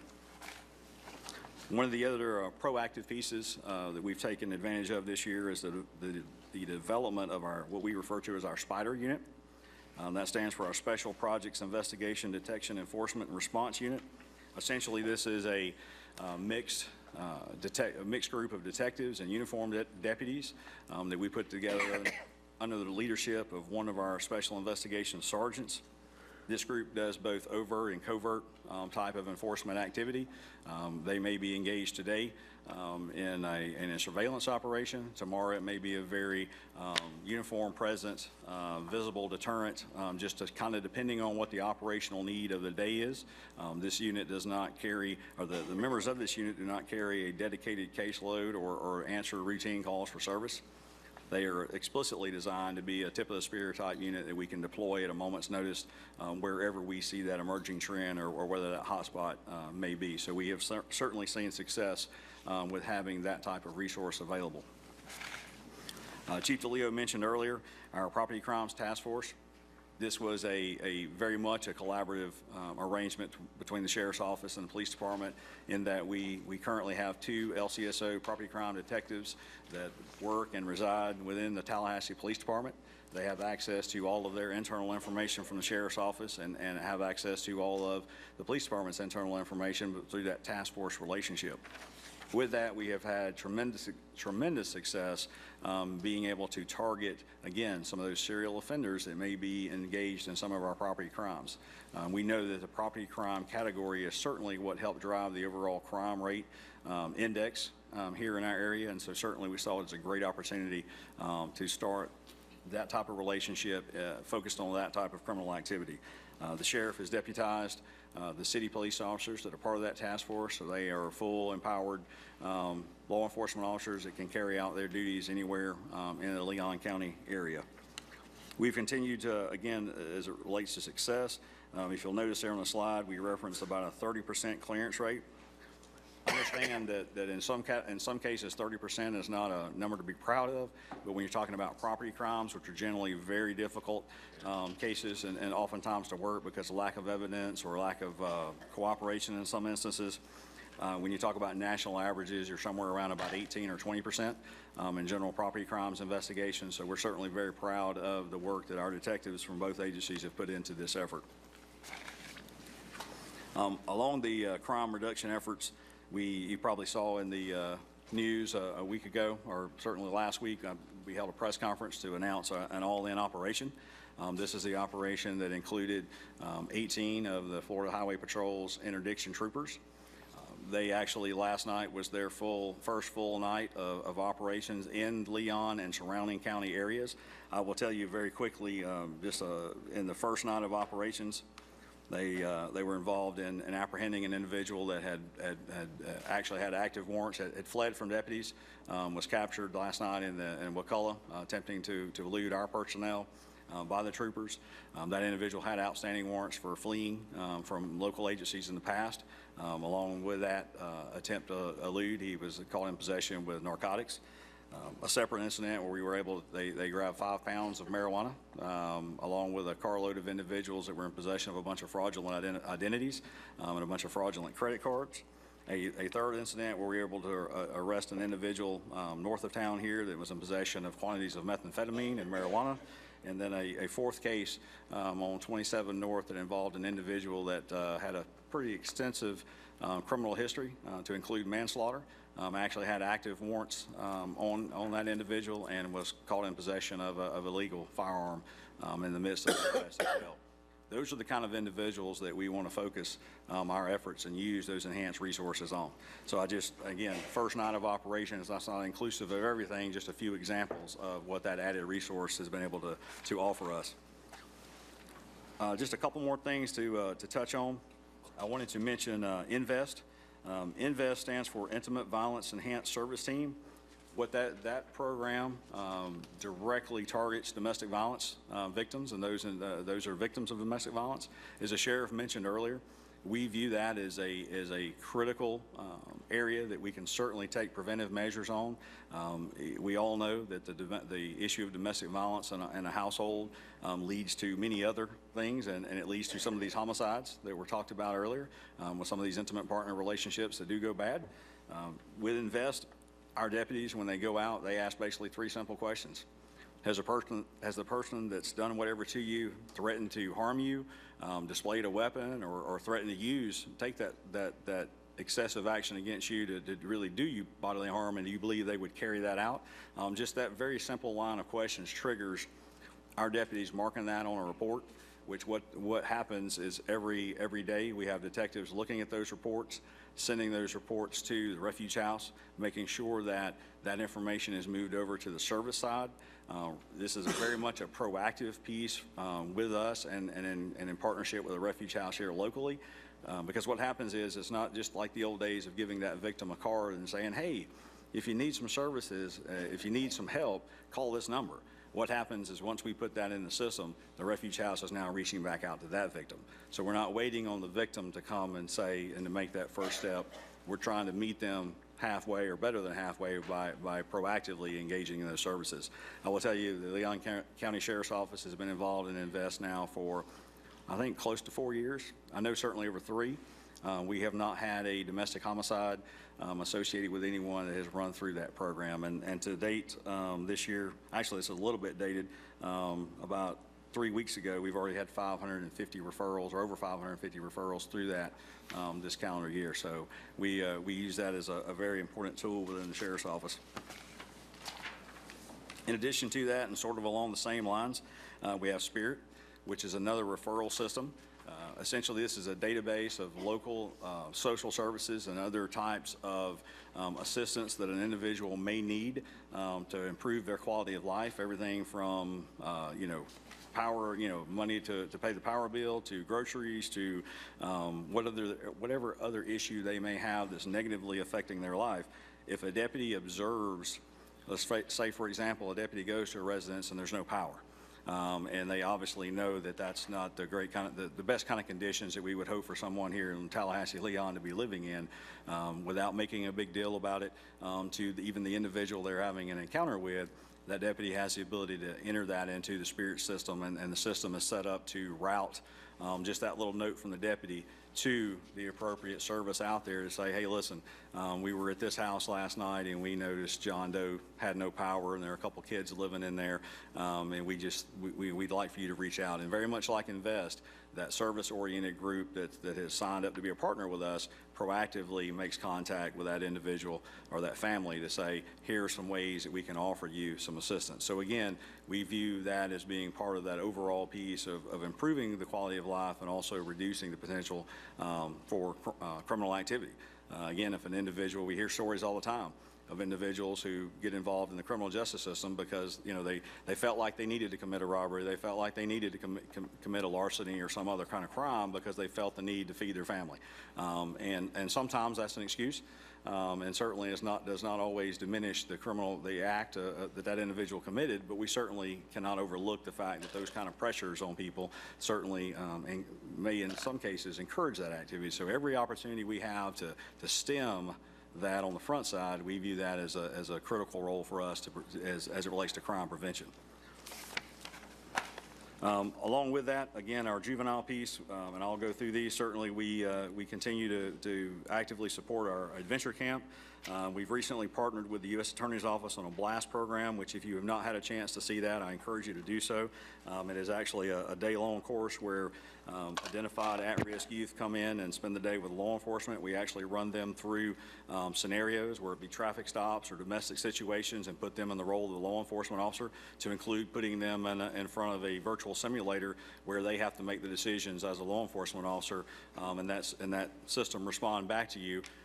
And it may be, again, some deadly force situation or a traffic stop, with the idea being that we want our youth to understand, again, using traffic stops as an example, why a police officer or a deputy or some other law enforcement officer may act or treat you in a certain way. A lot of times that's driven off that individual's behavior. And so they get to sort of flip those roles and see why it's important to follow those rules, and because they find themselves in those escalated situations. Obviously, the Youth Ranch and some of our Explorer programs continue to be a vital part of reaching some of our youth here in this county. Also, we have spent a lot of time looking at reentry as it relates to our detention facility, formerly known as the jail, but we like to refer to now as our detention facility. Reentry is a big part. Most of the folks that enter the criminal justice system, as we all know, return back to our communities. If you look at even State Department of Corrections, it's about an 87% return back to the community. So very few people go to prison and spend the rest of their life there. In fact, it's the extreme minority of the population that does. So everything that we can do while we've got individuals in our care and custody and control to prepare them to return back to the community is vital to making sure, number one, they don't reoffend, but more importantly, or just as importantly, to make sure that we don't create another victim or multiple victims before that connection can be made. So obviously we spend a lot of time with trauma recovery, educational programs, and certainly we know that mental health is a big contributor to that. Many individuals that we find in our criminal justice system are suffering in addition to maybe substance abuse, but a lot of that is also driven by mental health. That is a service that comes at a premium. So we certainly do what we can to try to get those issues diagnosed and try to get individuals prepared to get back into the community. Something that Mr. Campbell mentioned earlier was our success here locally in apprehending individuals and getting individuals into the criminal justice system. Something important to point out is we have about 80 to 100 individuals in any given month that return to our community from, and this category is really only our state prisons that I'm talking about. So from our Florida Department of Corrections, again, about 80 to 100 individuals a month come back to our community. One of the things that we're working on, and actually in collaboration and having some discussions with the Florida Department of Corrections on, is looking at some ways to, we're now doing a better job identifying who's coming to us, but we're looking at some more enhanced and creative ways to, at the point of their returning to the community, because most of them have to touch base with us within their first day or two getting back into a community, making sure that we're offering or we have an inventory of services for some of these folks that we can direct them right out of the gate. To identify what their issues may be, what wasn't completed while they were in the Department of Corrections, or what needs may still exist for them, to, again, the idea of pointing that need back to a service with a whole concept of preventing criminal activity in the future. So, again, very excited about being much more predictive and much more preventive. And then finally, the last slide, again, just sort of identifies some programs that we currently have in our detention facility, and also a list of programs that we have pushed out in the last few months to a year. Many of those being focused around trauma and recovery, a lot of the domestic violence issues with our folks that may be returning vets, post-traumatic stress, and some of the other things that are much more common today than maybe what we experienced some years ago. So with that, I will end my comments and for myself personally, and thank you again for allowing me an opportunity to share some of the things that we're doing with the Sheriff's Office. And I will yield, I don't know if I have any time left, but I will yield to the Sheriff here for any comments. Thank you. But before the Sheriff starts, if I could, Mr. Mayor, unfortunately, I threw out my back. I'm not quite the athlete that the Sheriff is, even though he's had recent injuries. So I'm going to have to leave to try to get some medical care before the 4 o'clock meeting. But I wanted to thank each member of this group that has worked so hard on this problem, and thank you for the progress that we've made so far, and I know that we'll continue to make. And I wanted the body to know that I strongly support Tempo and Crime Watchers if that comes up later. Thank you. Go ahead, Thank Sheriff. you, Commissioner. Commissioner Richardson. Thank you, Mr. Mayor. I just wanted to ask, have you all resolved, Chief or Sheriff, the communication and information sharing issues that you've had, or are you in the process of doing that at this point? Well, I think as we talked about earlier, we signed an agreement as far as our CAD data, which will show all the cost of service, which generates, that's where a lot of your operational impact is drawn from as far as your planning and as far as that. We signed that the other day. We have access to that. It's a common platform. I think we talked a few weeks ago, it was very public, and as far as all the different things that we do is to share information between RLX, which shares all our records management databases. That's a statewide program and regional program where all of our reports go into that, and member agencies all have access to all of our open reports. And so the other thing that we're working on, obviously, is our TPD, is our records management system. We're just wrapping up our process for that as far as procurement, and then the goal is to have that up and running in about a year, which will really give us an even greater ability to share information on active cases. You know, that records management piece is a huge piece for all of us. The caveat for us being, you guys are moving to a different system, and we purchased a system that you were on that you're now moving from. And in some of the conversations I've had with City Manager Fernandez was that we want to make sure that whatever you move to, that there's a nexus in which we can also share that information. We want to sit down and figure out exactly how we accomplish that once you guys get a vendor and actually have a contract and have somebody in place. But that's vital for us to have that same system. Okay. Thank you. Mr. Campbell. All right. Once again, Mr. Mayor, County City Commission, appreciate you all inviting me. I'm kind of speaking for the prosecution here. Again, Mr. Canova is unable to attend. I'll start off with that relationship. Candidly, since taking office, both the federal prosecutors and state prosecutors, we've been able to enjoy a very close relationship. We're trying to coordinate. The federal government obviously has resources that are beyond those as local. But we were able to, with one of the sheriff's majors, travel to Baltimore and dealt with to a network of federal and prosecutors from around the country.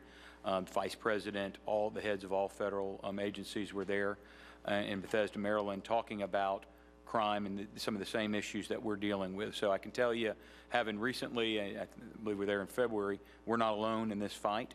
And a lot of the issues that we're concerned about have been seen and dealt upon, and I think that we are having a good working relationship. To take on just what you left on and started with, the cooperation, you all have kind of been seeing me here playing with a computer. We're trying to work towards a paperless system. That is something that our office, our juvenile system, is now paperless. Our county is in the middle of transferring, and hopefully within a year, my prosecutors will be paperless. Why does that matter? The limitation on my prosecutors being able to show discretion is that their limitation is on the information provided to them. So as the Tallahassee Police Department updates their case management, and as the sheriff, each of these guys I get to work with, and ladies and gentlemen, of law enforcement, whatever agency, as well as the other 5 counties that surround us. So that's one of the things we're trying to do to speed the information flow. You, in the papers, no doubt, have heard about all kinds of things where often they ask me, you know, well, what are you doing? We're working with law enforcement on every case from the beginning of it. Statistically, we don't take ownership of it until a charge is filed, but we are continuing to work. Mr. Canova and I are both of the opinion that you do not prosecute neighborhoods, you prosecute people. And we are strong believers in this 10 list, and what we're trying to do is find who is preying on our communities, who's making these neighborhoods unfit to live, and taking them out of them. Candidly, we've been very successful. You all enjoy a very high level of service from our law enforcement.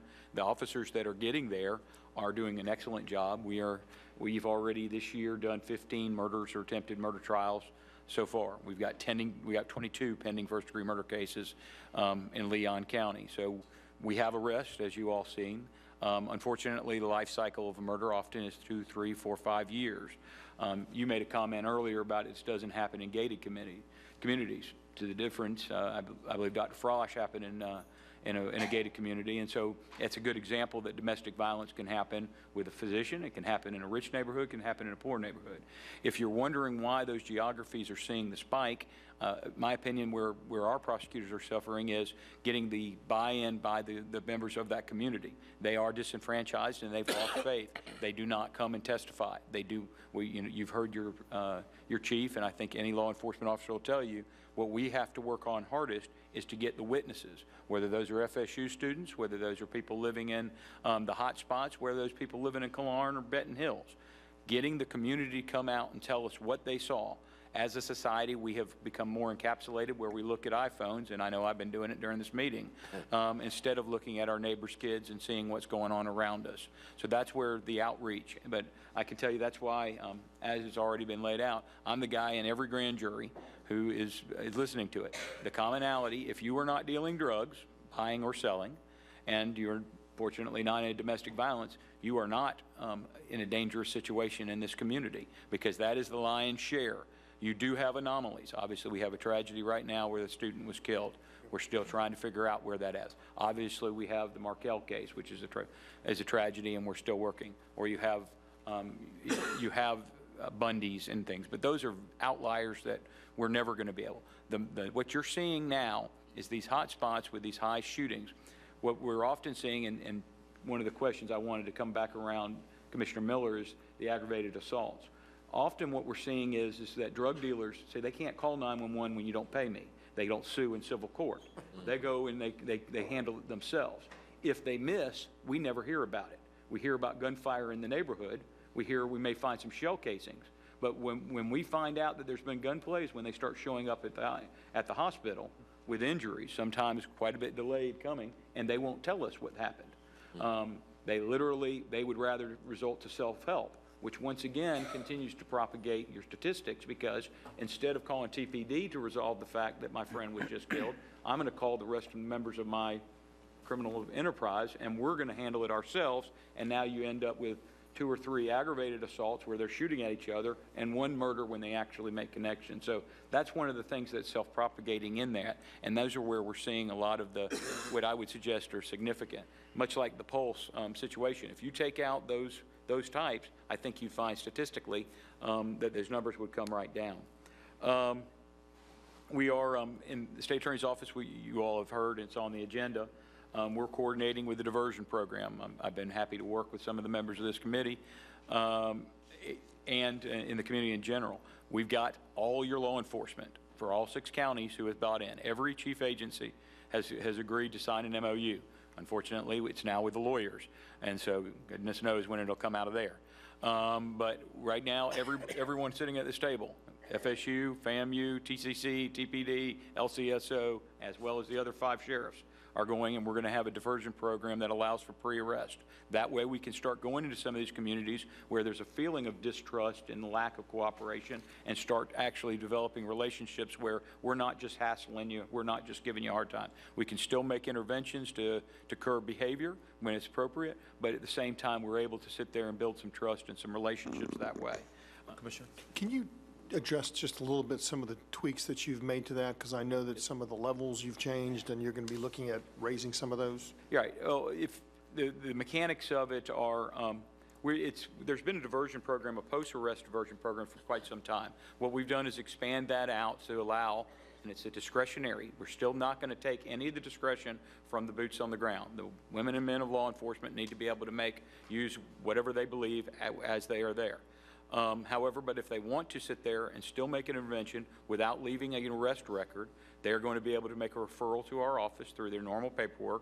An assistant state attorney will review those cases like they do every other case that comes, and then we will, if they are eligible, we've been able to drop the cost down to $100 per person. One of the things that, candidly, a part of the program that we're building in, and I will be coming and begging at some point to this body, is for a scholarship program if the city should want. The county, I've had some interest, and I've had some informal interest from some members here concerning where if we have members of who would like to avail themselves of the diversion, they could then come and get a scholarship. They would give, instead of paying the $100 cost, they could actually get a scholarship and give us 8 hours of community service. Once again, then we're getting some sweat equity out of them, but at the same time, that way it's not a cost, crash register justice. We put $25,000 in the budget. We approved that back in September. Okay. Regardless of what the county did. And I remember Commissioner Miller made that recommendation. So there's money in our budget now for the scholarships. And once again, right now I'm trying to have a big rollout. I have actually, it's funny you brought up Gainesville. Mr. Savone and I have worked on it. We're working with the Florida legislature with having a pilot program. The 20 state attorneys have now agreed to support the 2 of us in laying it out. We're hoping to be the front runners in the state, so that when you do have a legislative fix to this, when they come out, we're hoping that they're going to look and see at these pilot programs as to ways to roll it. But the point is that on the heavies, we're working well together, and to the contrary, and go what Chief Beasley said, we also are trying to properly use resources on cases that shouldn't be sucking away our resources, and so we can go ahead and resolve small cases with small amounts of workload and big cases with large amounts of workload, because we do have diminishing. So that's something that is coming, and we're trying to address to make sure that we have equality. Another thing that you heard earlier of walking, and I think that we've started to isolate some businesses and some members of the community that we find that we have an abnormal amount of law enforcement responding, both fire department and law enforcement coming. Some clubs, some apartment complexes are having large gatherings, and they are not adequately securing them, they're not adequately videoing them, they're not adequately preparing for those, and then we're the 911 calls that come and have to break up the party with 500 people and nobody's hosting it. I have now sent a letter on behalf of this group to probably 150 different organizations in the community, putting them on notice and requesting their consultation with us, where we can come, and as the sheriff already mentioned, I'm a big believer in what he's doing. I don't need it live time, I need it reactive. I mean, in today's society, juries love video, and juries are going to want to see it, like it is on TV. So if we can go ahead and have a partnership where we know how to access the video, whether it's these cameras here or whether it's a camera. We recently had a homicide that was solved because two things. We had one, the fight break out at a King food store, and a surveillance at the Bond subdivision. Those were a shooting off Orange Avenue about 10 o'clock in the morning. No live witnesses. No live witnesses. Video was what we had to do, and I account that it's not bad people living in that neighborhood. They just they no longer believe in the system, and so if we're going to make some steps in there, we need to go ahead and win back trust. We need to work in trying to get the hearts and minds, and to a certain extent, so they don't have to be a snitch. They don't have to go on the record. If a camera can do it for them, then we can at least know who to make contact with, and we can start prioritizing. So that's what we've sent out. I think I know we've already gotten response from a local bar owner who has already written back. I know Chief Perry and I discussed it, with him actually being very supportive of the fact, hey, here's some concerns, I have the same concerns, here are some ideas. So we're hoping that the business community, and I think that you all as ambassadors there too, can start working with them of saying, hey, if you want to open a business, here's some partnerships where we can start setting up the surveillance, where both on the live with the sheriff's lifetime cameras, and for prosecution benefits, we can go ahead and use that as good evidence to win these convictions. And once again, in the last week, I've got a murder trial starting on Monday, to give you an idea. We had a murder conviction last week. In the last 3 weeks, we've had 3 different homicides. It's not that these cases are not being resolved. It's not that there's not draconian sentences. We had not long ago a man who was released from second-degree murder out of Miami-Dade who came back up and beat his wife very severely. He's been sentenced to 30 years as a prison releasee reoffender within the last month.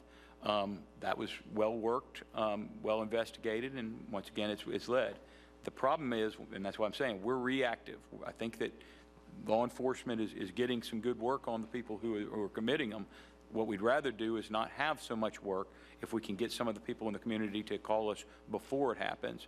And that's certainly where we're seeing with domestic, which is such an inherent and pernicious problem that, when you see the sexual battery, I'm happy that we're getting more sexual battery reports. Personally, I've been working for it. I'm not naive enough to believe that that's a real representation of all the sexual batteries that happen in this community. I just think there are a lot of women who are now feeling safe, and you can look at it in the national media or everywhere else in our local state government. Women are now feeling, it's largely women, comfortable to come up and say, me too, this happened to me, give me some services, help me stand up to those who would do it.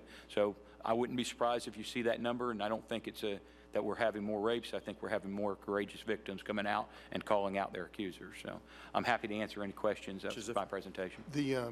When it comes to the homicides that have involved firearms, Sure. Are they registered firearms to the individuals, or are they generally? Not to the individuals. That's often the interconnection between the burglaries and the property crimes. They are often going and they're stealing. This week, for instance, we convicted someone yesterday of burglarizing an FDLE agent's car and stealing his ballistic vest. So, I mean, he didn't do anything wrong. He You know, he kept it in his car as he should. We have a law enforcement's cars. I think probably every agency sitting here, I know several of them, have had their deputies, their officers' cars burglarized and had law enforcement equipment stolen. So firearms that are not registered to the individual, and they've been either stolen and such, Yes.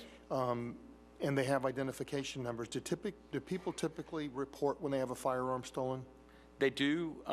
They often will report it, but often firearms are in commerce so long that they may not have the serial number, or that it's moved through generations. I mean, I have firearms that I've inherited. I mean, and so whether or not we can often, and candidly, that's where we work real strongly with our federal partners. Obviously, they have ATF, and we at that same conference, the head of ATF is working on being able to backtrack to where it's sold. But often, and that's a frontline investigative term that we get, we have something called NIBIN, where we try to backtrack the guns that were used. But we'll track it back to a pawn shop in 1985 in Valdosta. That's a fairly stale lead, because you'll go through, trying to find it, and they don't. Like I say, that's where a lot of the vehicles that are being burglarized in homes, they want guns more than they want money. Right. And another thing I'd be remiss not mentioning, there seems to be a disconnect between people believing that narcotics is a victimless crime. I can speak very strongly that the majority of the homicides and violence that you're seeing is interrelated with narcotics. Mr. Canova and I are firmly committed to the fact that those two things are linked, that when you take down a drug dealer, you are stopping a homicide. It may not be today, it may not be tomorrow, but that the traffic of narcotics, whether they be cannabis, methamphetamine, anything that you want to talk about, that those two things, because of what I talked to you about earlier, they don't sit there and sue. They do not call the police because you didn't pay me. They start shooting at each other. And that's what you all are seeing right now, is they are resolving their business dealings through gunplay. And so that's one of the reasons why you're going to see a stepped up tempo on our narcotics investigations, and why, I agree with the Attorney General Sessions, who's come forward with a very aggressive policy on narcotics trafficking, because, once again, whatever your feelings, if they legalize marijuana, I'm not trying to get into that. The illicit trade is leading to violence, and we're seeing it on the streets of Tallahassee. Okay. I'm sorry, I know we're running short on time, and we have another meeting at 4 o'clock, so if that's it Thank for you. Mr. Campbell, just to Chief Perry and Chief Calloway and Chief Gibson, if we've got about 10 minutes. A little after, I'm sorry. Nothing's going on campus our way. Good for you. So, one thing that I want to offer to you, Greg Gibson, TCCPD, thank you all for having us here. One of the things that I want to offer to you is the perspective of the smallest agency at the table here. I hear a lot of concern about collaboration and information sharing. I can tell you that as a small agency that specializes in high visibility patrol and rapid response to calls for service, one of the things that we don't have is a lot of depth in terms of specialized knowledge in how to investigate serious crimes. And a lot of times we have to call upon our local partners and rely upon the existing MOUs in order to be able to get our jobs done well. Never have I had a problem with our local partners, and I think they'll tell you that I'm not reluctant to ask, but they're not reluctant to come. And they always come and they provide that assistance, and we provide that mutual support to one another, and for that I'm grateful. One of the things that I want to talk about today, though, is some of the, maybe kind of an indicator of the times in which we live, but some of the public awareness curriculum that we actually deliver to our campus community, offer folks an opportunity to come in and help themselves learn some skills that may prevent them becoming victims. We have the Rape Aggression Defense program that we offer on a regular basis out at our campus, where it talks about awareness, it talks about prevention, risk, and risk avoidance, and throws in there some practical hands-on personal self-defense techniques as well, so that folks can build a little bit of confidence and go out more aware of their surroundings and how they can protect protect themselves.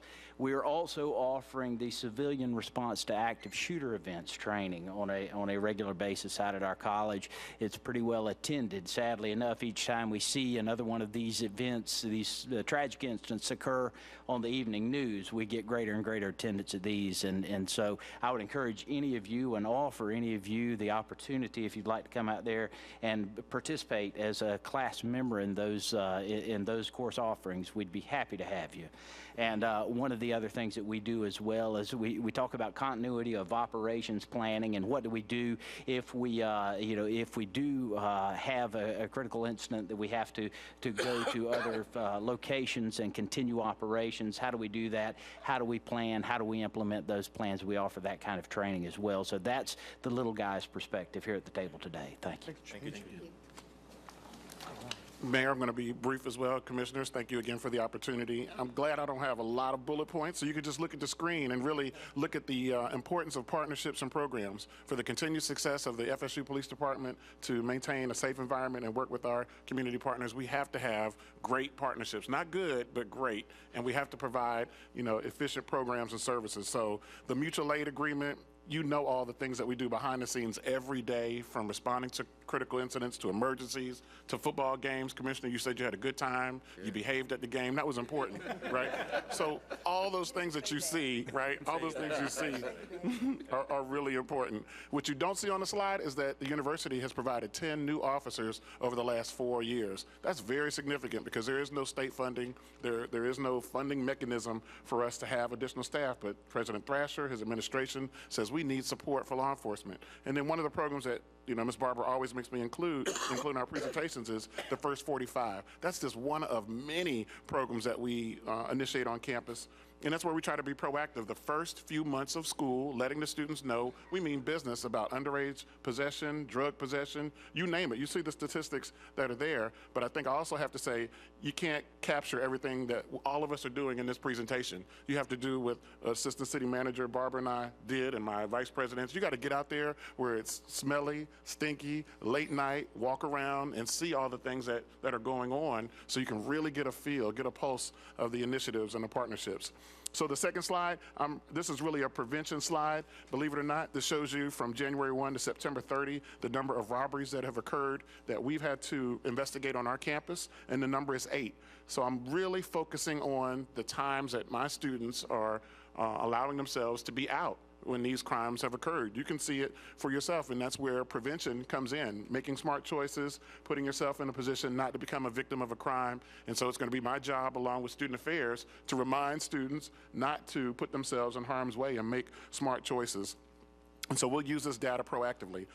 As we move forward, you'll see the geographic slide of those same 8 robberies that have occurred. The anatomy of those robberies are that, they take place during night hours. The nights are Thursday, Saturday, Sunday evenings, early morning hours. And you can see those crimes are occurring on the boundaries of our campus. Really important for us to know because we altered our patrol patterns. We've looked at the statistics and data. And Chief DeLeo, you said you got extra cameras. We need to talk because I want to see about positioning those as the university makes an internal investment as well. We're not going to do that without making an investment ourselves, and we want you to have access to the data. We want those bad guys to get caught using tag readers and other technology. So that boundary map is really important. And then lastly, I think it really becomes visibly clear when you look at the TOPS service through the city of crimes over a long period of time, again, occurring around us and our boundaries. And so we want to do our part, we want to help, and we think adding technology will be of great assistance. The crime statistics you heard so much about from 2016 are there, and as State Attorney Jack Campbell said, we want our sexual assault reports to go up. We want to reduce our violent crime as best we can, but we are not afraid of taking on additional reports of sexual assault because we know that there are many crimes that go unreported. And keeping those numbers in perspective, 20 violent crimes last year, when you have 42,000 students, 13,000 employees, 500,000 to 700,000 visitors, and I'm being really ambitious with 1 billion visitors. It's only 1 million, but that's 1 million visitors to sporting events. Not this year, not this football season, but next football season. We will get to that number. But with all those people, 20 violent incidents for a year, again, putting it in perspective of the types of incidents that we review. I'm just thankful for the partnerships, and thank you for the ability to present today. Thank you. Thank you, Chief. First of all, good afternoon, I should say, and thank you all for inviting us. Over at FAMU, we're trying to do some different things. We have a Live Safe app that we purchased for our students, and this app gives them the opportunity to make sure that they can stay connected within the phone. Say if a group of us are sitting in the library studying, and Greg decides he want to get up and walk away, with this app, we can literally see a ping of him walking. If someone pulls him off, we can see that. They can send pictures to the police department anonymously for different types of crimes. So we thought this investment was very important. But over the course of, I've been here 4.5 years, and over the course of the last 4.5 years, our crime now is the lowest it's ever been since 2000. So over the course of the last 3 years, it has dropped almost 50%. But it has nothing to do with what I'm doing or the police department doing. It's the buy-in that the students are now realizing that, hey, we can trust the police. Someone said to me, Chief, you have more reports now than you've ever had, and? But it's not that our crime is up. It's now that we have to get out of the cars, we have to interact with these students and establish rapport. Once these students feel comfortable with you, they'll tell you a lot of stuff you don't want to hear. They're going to tell you anyway. But it's because of that rapport that they're telling us more stuff that we're now looking into. And one of the things we found was very important for us was the establishment of the student escort team, as the students call it, the FAMU Uber. So what happens is we've realized that some of our students are struggling academically because they have some issues financially. And even as grown people, when you have issues, nobody at this table besides me, but when you have financial issues, it's difficult for you to concentrate and study. So we created this student escort team, and what we did, we took some of our old detective cars, ripped them, striped them out, or whatever the case might be, took all the stuff out of them, no lights, no anything. And we set up this program where the students sit in our conference room, and when you want to go somewhere between the hours of 7 o'clock and 1 o'clock on campus, you call the student escort team. One of the students that we pay $9 an hour, so we're helping with our crime and helping them financially, they go pick up the students, take them from one point of the campus to another point. What we found is it's cut out a lot of robberies, sexual assaults, thefts, whatever the case might be, and it's been very, very, very good for us. And we have this monthly safety tip, so we pick a safety tip per month and we send it out. We send it out all types of ways to the students, and we go out and talk to the students about this monthly tip. Obviously, last month it was Halloween. We wanted them to know about the issues that was facing Halloween. And we're starting this video mini-series right now. So I'm sad to say that I tried to be in one of the videos. They wouldn't let me do it, so they put some more people in it. So the videos will concentrate on, oftentimes people, like on our campuses, they leave laptops, phones, all of that stuff in their cars, and they run in the cafeteria right fast. The way you eliminate crime is you remove the opportunity. So with that opportunity, you're going to have opportunists that come by and say, hey, and they leave the door unlocked.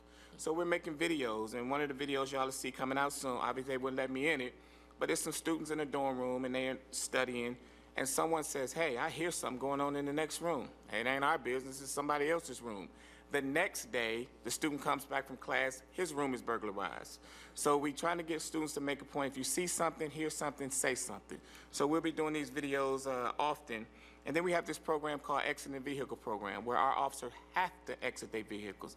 They have to walk through these campuses and buildings. So when you see someone coming into your office, you shouldn't say, oh, what's going on? Why are you here today? It should be a normal reaction that you know you're going to see the police often. And so with some of these things, it's just, you know, the bottom line is if you get out, establish reports with these students, collaborative efforts, I should say, with I call Dave in a minute. Hey, such going on. I think I don't call Chief DeLeo so much, he changed his number on me. I go straight to his secretary. I don't even have his personal cell number no more. I'm feeling a certain kind of way. But it's just the things that we're doing. And, you know, we got many stations. We invite Leon County, TPD to come. If they want to just do their breaks or whatever, do it in the mini station. That way it's a visible vehicle out there all the time. And that is what's deterring the crime away. So I want to thank you all. Thank you, Chief. Mr. Mayor, Commission, Mr. Manager, I know we're running short on time, and Dr. Thomas and Ms. Hofani still have their presentations to go. Dr. Thomas, we do have a funding request for Tempo, and I know Ms. Hofani wanted to inform you about an upcoming funding request. So how would you like to proceed? Because I do know that we are short on time. Yeah, so we'll take maybe just a quick intro of each of those. I also know that there is public comment that we will have to take before we take any vote. So if we could guide our comments accordingly, given the restraints there. So Kimball, if you'll just do a very brief update. And We've if- read about you. We read about you. And we'll bring Tempo back. We'll be coming at every meeting with a limited update. And so we'll bring Tempo back, and then we'll give Sharon a few minutes to make hers, if that's okay. Okay, good afternoon, everyone. Mr. Mayor and all the respective commissioners and leadership of Tallahassee and law enforcement. And I'm already down to 2 minutes. He's a preacher. I do want to do a quick public disclaimer and thank Jennifer Portman and the Democrat for allowing us to use these pictures. They are property of the Tallahassee Democrat and with all rights reserved. As you can see, the acronym itself, it's a meaningful acronym. It's not just one that was haphazardly thought of. It's about Tallahassee, this community, and the citizens of this community being engaged in something very meaningful, not something occasional, not something seasonal, but something meaningful.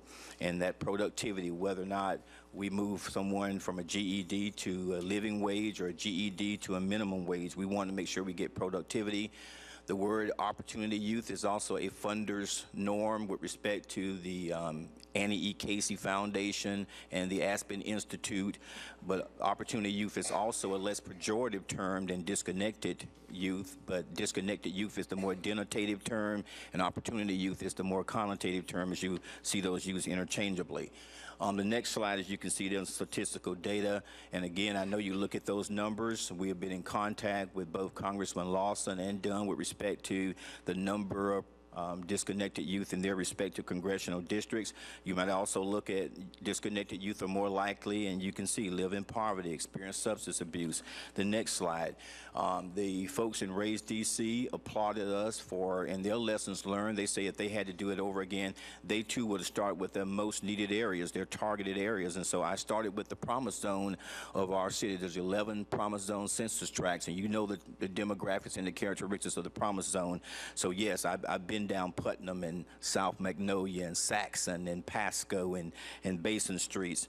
So I run into, in just that short period of time, 40 to 50 disconnected youth by randomly going through.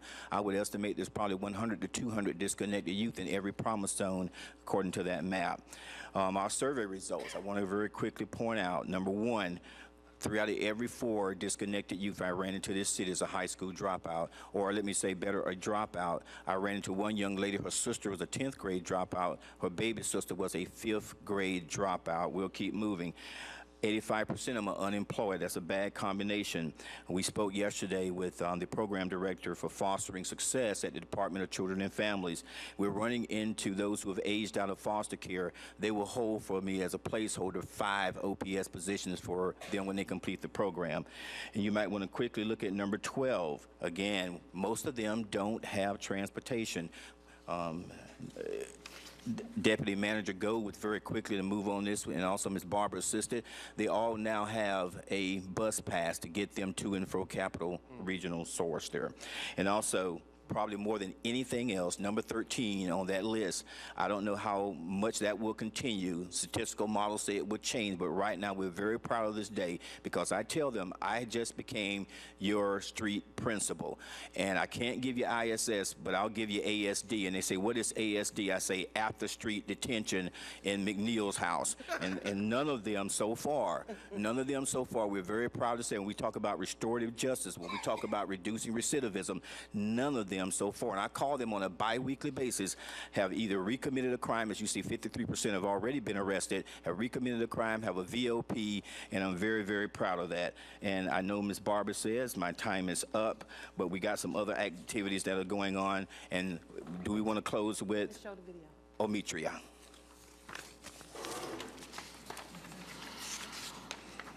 My name is Omitria Lee, and I would like to thank the city of Tallahassee for helping me with my career and also helping me get my GED.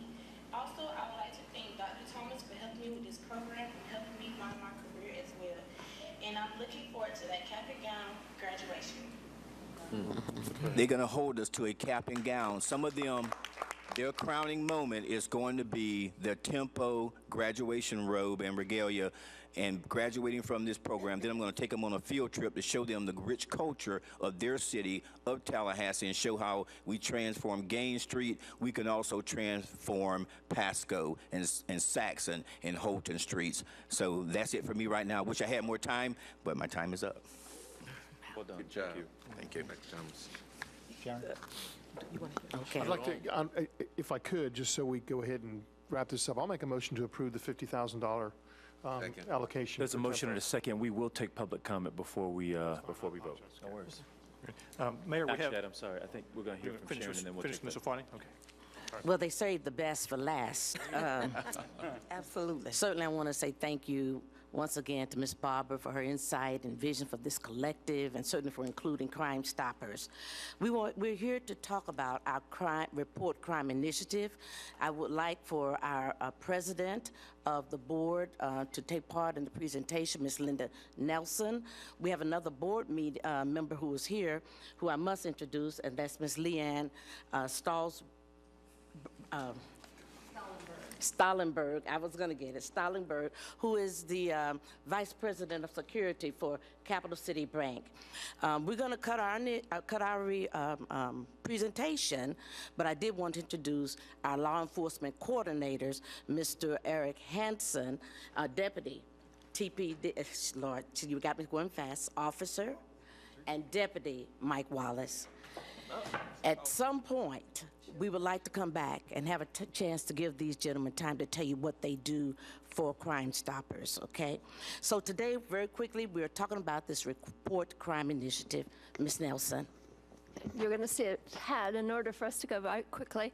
We have, first of all, Mr. Mayor and commissioners and members of the collective. We really appreciate coming to the table and having something. What's unique about Crime Stoppers is we're a not-for-profit organization. We're run by volunteers and 2 partially paid staff members who do all the yeoman's work for us. We have 2 agenda items today. One is to actually request funding to get to continue moving where we're going. And the second is to just tell you a bit about what we do and why we want to do it. We're here to tell you that the way we do it is we are the citizens' voice in the street. Law enforcement cannot be everywhere, and cannot possibly staff up to be everywhere and see everything and say everything. With Crime Stoppers, we offer rewards for citizens who come forward and report what they see, what they know, so that they have an opportunity, excuse me, to help prevent crime and stop crime and reduce crime in their neighborhoods while receiving reward for that.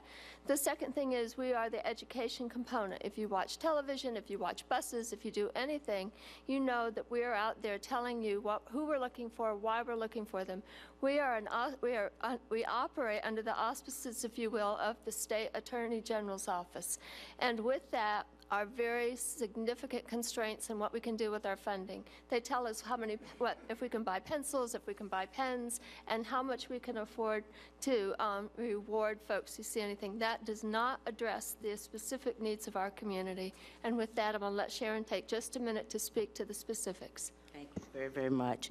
You all, basically, we're trying to move from good to great. Crime Stoppers is underutilized in this fight against crime. And we know there's a direct relationship between our resources and our outcome, okay? We've been very successful. We have a great reputation, and that's why you hear law enforcement and citizens and even yourselves say call Crime Stoppers, because it really does work. We can't always talk about all of our cases because we want to do everything we can to protect tipsters. Crime Stoppers doesn't work if we go after tipsters. But I can tell you we've been very successful in some very key cases. We've recovered, in one case, $250,000 worth of drugs. Took it off the street. We recovered drugs all the time, guns all the time, all kinds of incidences, from arsons to the burglaries and bank robberies. We do a lot. We just can't always talk about it, but we are effective. The numbers that you see here are just over the past year, and we think it's good. given what we have. We're here to talk about more resources, because the more resources we have, we think more that we can do to support law enforcement. Right now, and going on to the next slide, we're moving very quickly. We're looking for some more resources, and the resources in funding. And some of that funding, what we would do with that is indeed enhance rewards. Right now, we pay up to $3,000 and $3,000 for that violent crime. People don't really know what they're going to get, but we want to let people know. We want to put some numbers out there, because as the sheriff and I just spoke today, money talks. Money helps people talk. We want to help people talk. And we think that if we put, say, a minimum of $500 for those things that might lead to the arrest of a felon, that we think that's going to start perhaps getting some attention of people. Our criteria is indeed limited right now to only arrests. We want to begin to talk about, can we expand the criteria for offering rewards for prevention? That's something that the collective will be talking about more, but right now, if something were to happen, we couldn't give a dime. So we want to talk about that more.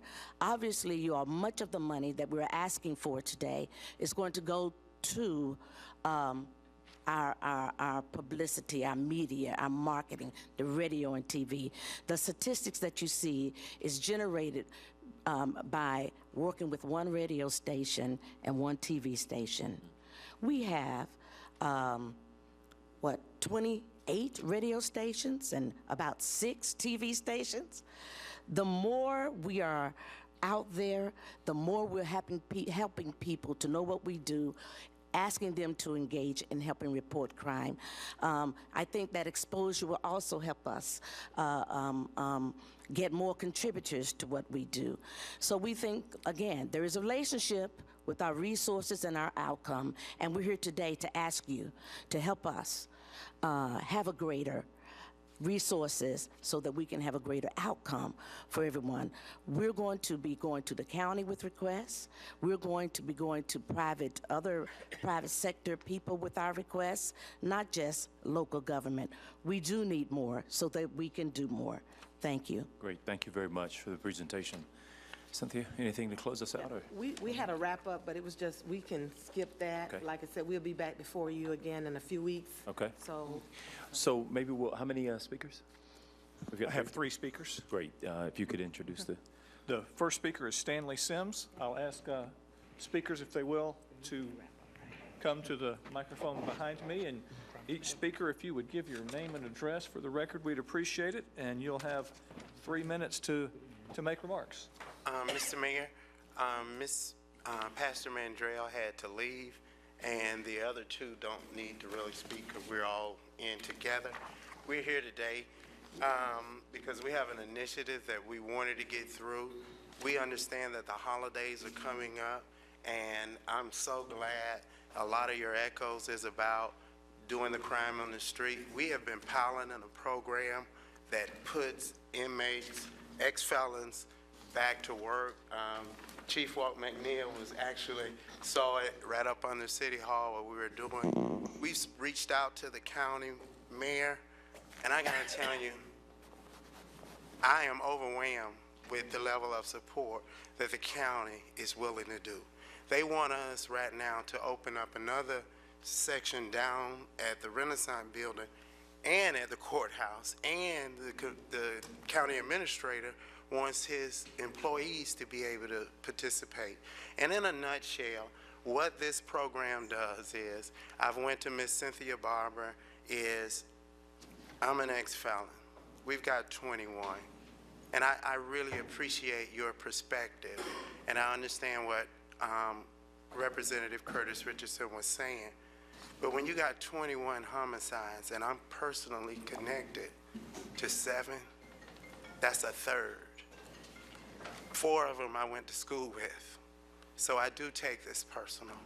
And so what we've done is, we've come up with a very creative program. You know, we want to put people to work at times of high crime. What? Washing cars. From 6 to 10 or 11 o'clock on Thursday, Friday, Saturday, and Sunday night. If we've got 12, I like for the police officers to come through. What would happen if 30 minutes while a cop get his car washed, that he's standing out there with a group of 5 or 6 people every now and then getting his car washed? That's a perfect opportunity to build relationships. This is a gap jobs program that will strengthen Mr. Kimball's program, because I know when Mr. Kimball will go up, because we've been out there. Those guys say, well, Mr. Kimball, you know, school don't pay no, I need a job. We will take those referrals in. We will take referrals from police officers and all of these. And I understand, Ms. Miller, this taxpayer money, you can't give it to an ex-felon. So we went out. I've got partners. I got Ms. Cross, a teacher who faces these crises every day, that say, Stanley, I'm willing to sit and give you a live evaluation of what you're doing. I've got individuals who you know, as Ms. Pat McCray, who spent 20 years with this, who's credible to say, Stanley, I'm willing to volunteer, but I told Ms. McCray I can't allow you to volunteer because the urgency of now is now. Ms. Miller, I'm trying to start this December 1st. Christmas gift is a job that's paying $9.50 an hour, and if you stay there 60 days, we're guaranteed to move you to $10 an hour. That's what we're putting in there. We've got the structure in place, and all we need is a nod from you, and so that we can grab these kids off of the street and get them to work. And I really would like to just thank you. I also want to say this because I think it's very important. Ms. Barber has really took a lot from me. And I apologize, Ms. Barber, if I've been overly aggressive and put you in some strange places. But this is personal. You and I have went to school. Kevin Best was our alma mater. And I believe that you know that my heart is in the right place. And I thank you, and if I've done anything in this process to get this program through, because my son is 23, Mayor, 23. And when I hear at night it's a shot, I'm texting my 23-year-old son. That's how this is heading home. And it's just not that we're alarmed. We want to do something, but we don't know what to do. And so I think that I'm very happy that to hear this, because it does give me some answers now that I can go out into the community. And thank you for this time. I appreciate it. Thank you very much, Brother Walker. Next speaker. Mr. Sims, did you indicate that Ms. Kraus is gone? Yeah, no, she's right here, but she's deferring her. What did I? Okay. Okay, and then Ms. Mandrell is not here, so I believe those are the only 3 speakers I have, Mayor. Got so it. I believe Okay. we're complete. Brother Sims, I called you Reverend Walker real quick. That's you have to tell him that. That's all right. He has a better criminal background. Oh. Oh, my goodness. I want to, there is a motion and a second on the floor. I want to start by really extending on behalf of, I think, this commission, I think the entire community, heartfelt appreciation to each of you here at this table, but also by extension, the deep bench of employees and support that help to make the critical work that you all do happen. Your presentation today was, I think, overwhelmingly effective, extremely informative to us here, but also, I think, to the general public. Ms. Barber, as I mentioned before, there are some elements that came out even in today's conversation that are not so much a direct sort of criminal element, but also sort of a human services element that has to be addressed. Mr. Sims spoke to the jobs piece, the mental health piece, the drug treatment, piece. We hear a lot about opioids and addressing opioids as a health crisis. We don't talk about other forms of drug addiction as a health crisis. And I think we've got to start thinking whether or not there might be a parallel track here where we might create an avenue for organizations or otherwise useful to compete for some resources that might allow us to deepen some of this critical underlying work, because it's not enough for you all to repeatedly say that law enforcement is not the answer. We know it, right? We all have to receive that. And so for the role that we can play in disrupting all those contributors before they ever get to you, that's what I'm also interested in doing is, that these strategies are hand in glove with one another. And we don't have the time to obviously do that all today, but I think I certainly would be in favor of entertaining a larger request, probably looking at some emergency resources as to how it is that we put together a portfolio of programming that gets at some of these underlying pieces here, as well as a very clear ask to the general public, our chamber community, and the various chambers that we have here in this city around what obligation they might be able to stand up and help us reach with regard to job placement. Yes. Former felons returning in our community, what, 7,000 a year, or 700? 1,000 a year. That's critical. And if those folks don't get gainful employment, we're likely to see them coming back through the cycle. And so the need for disruption here, not just on the law enforcement end, but also on the human capital, social services end, that makes y'all's job a little bit easier, I think is something that we've got to, deepen some recommendations around. Okay, and we'll be working on that. I think the bifurcation of the collective is a great way for us to do that. So we actually have the strategic piece that deals strictly with the law enforcement technique. Then the other part is the community support piece, that kind of deals with the root causes to crime. And I know Kimball Thomas, that we talked about the fact that getting the GED is great, but it's not sufficient. Sure. Because back to what Reverend Sims just said, that folks need to be able to eat. Yeah. And so that's why we need some funding there. But I hear you, and we will work on a more comprehensive ask,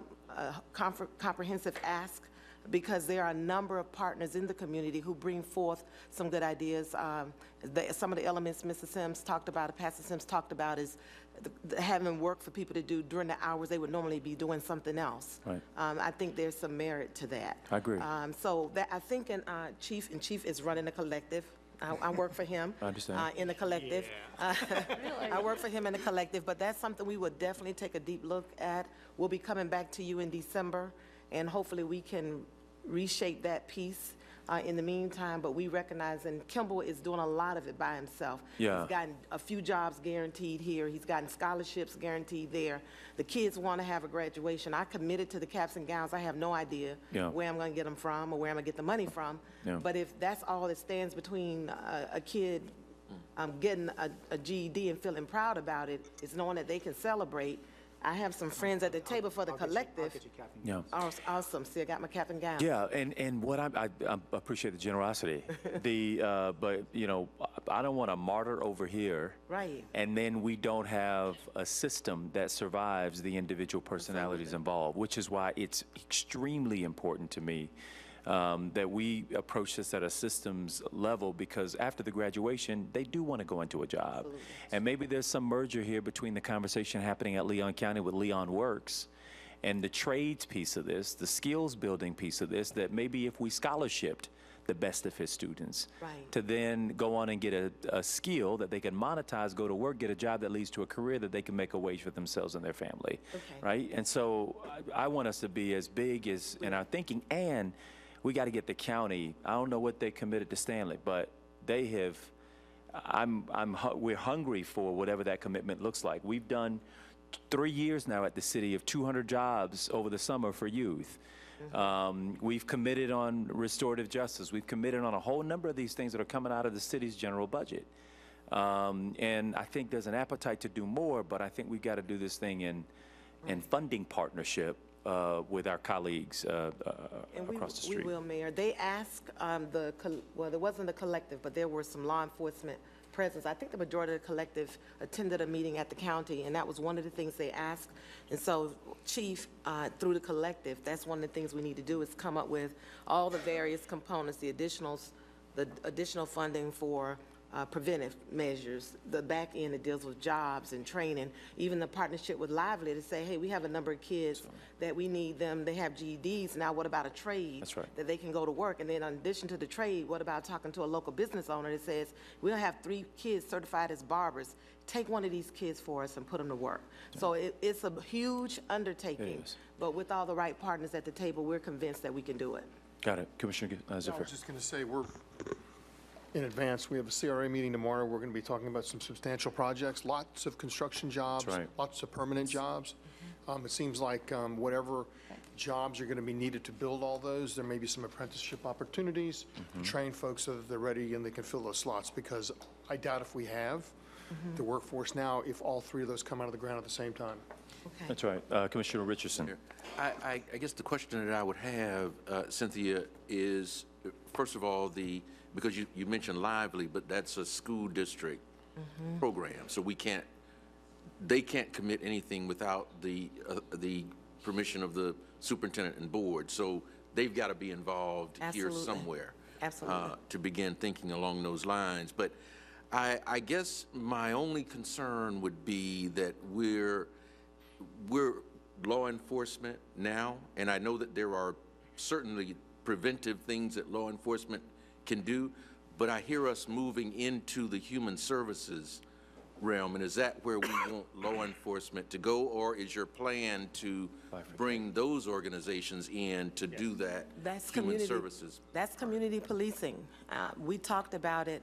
It's a partnership, and we talked about it when we gave our update on our strategic plan, our 5-year plan, and we talked about actually needing to execute a couple of strategies.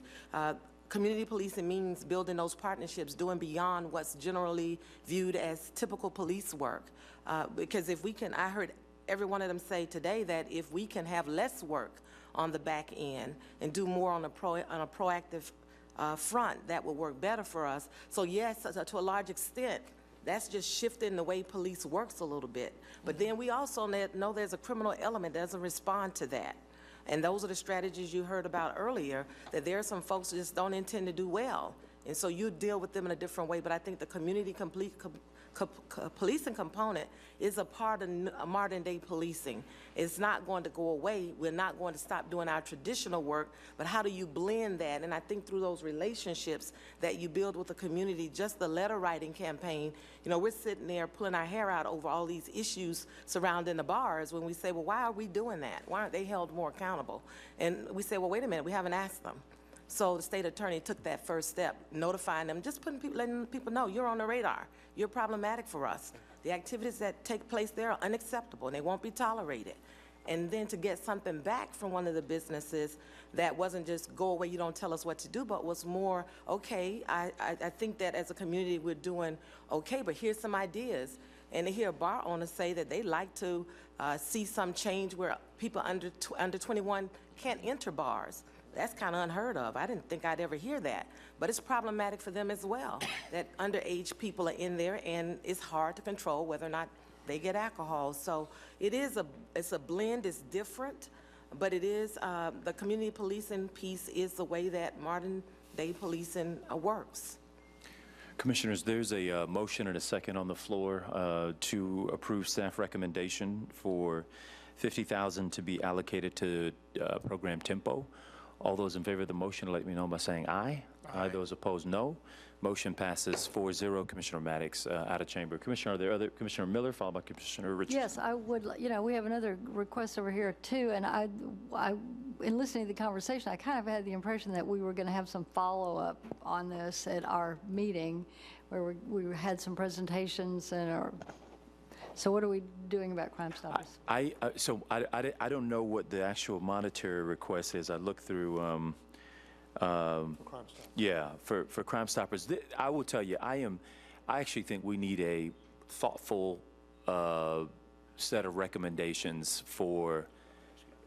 Frankly, I think there are probably some other entities along with Crime Stoppers. I think Crime Stoppers is clearly a need area because you all have identified that you can't get people to tell you what's going on. So that, I mean, that's got to be dealt with in some form or fashion. But I also think that there's some pieces here. I don't know how much 50,000 gets you, and you know how far along it gets you, right? I mean, your survey is a very telling set of experiences that these folks are going to end up being your problem because they got all the elements that tell me based off this presentation what the deal is. So I'm hopeful that you'll bring something more back. Commissioners, if there's a motion to do something specifically today on Crime Stoppers, obviously happy to hear that as well. Commissioner Richardson was next. Yeah. Follow up. Yes, please. Mr. Mayor, I would move that we, obviously, with Crime Stoppers here at the table this afternoon, they've played a major role in this collective. I think we heard everybody, the state attorney, the chief. I had a conversation with him about the incident at the PETA restaurant on West Tennessee, and he said hundreds of people in the crowd, nobody saw or heard anything. And so I think that the more that we can encourage people to report crimes, even crimes before they occur, if there is a suspicion of something, and alerting the police that, you know, this may be happening, I think Crime Stoppers plays an important role in that. And we've heard the limitations on the funding that they get currently. And so I would move that we look at appropriating $50,000 for Crime Stoppers to assist them in their efforts. I would second that, and the reason I want to point out, they are not eligible for CHSP funding, and that's an important point, I think. Right. Commissioner Ziffer. I'd feel comfortable voting for that. I would really like to know where the $50,000 goes, and then I would make a recommendation if I'm just using a number, if 40,000 of it, or 35 or 30, whatever, is going to be used towards media, because I had this conversation with Allison Ferris in Communications. We spend, the city, between utility and other things, a great deal of money in the media. We could probably leverage those dollars better than you can. So my recommendation would be to working with our communications department when it comes to placement of those dollars, so that we could ask for probably a 2-for-1, so that instead of getting $30,000, you're getting $60,000.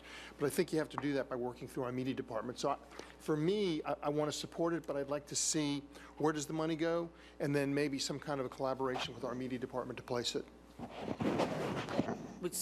Our budget allocation is 50% is going to rewards. So Okay. 25,000 would be. So about 35% of it will go to some of the media, and it's media and some of the other things that we want to do in terms of public education and outreach. So Was that the request? I'm just curious. Was 50,000 the monetary request? Yes, it was. Sorry, I missed that. Yes, it was. I didn't see it in the item. Ms. Barber? No, I'm done. I'm thinking. Okay. I'm thinking. Okay, so tell me 50%, 25,000 is going to go to rewards. And the other 25,000 is going to It's going to be split between social media, I saw. all of the activities and outreach. Your and microphone, education. Sharon. Excuse me, the outreach and education and the media, yes, that's 35%, and then 15% for operational costs for Crime Stoppers, which is customary with, you know, any charitable. Okay, so for me, I'd be okay with that, but if you wouldn't mind, and Allison, I'm just looking maybe for a head nod, I guess it's $20,000 then would be towards outreach?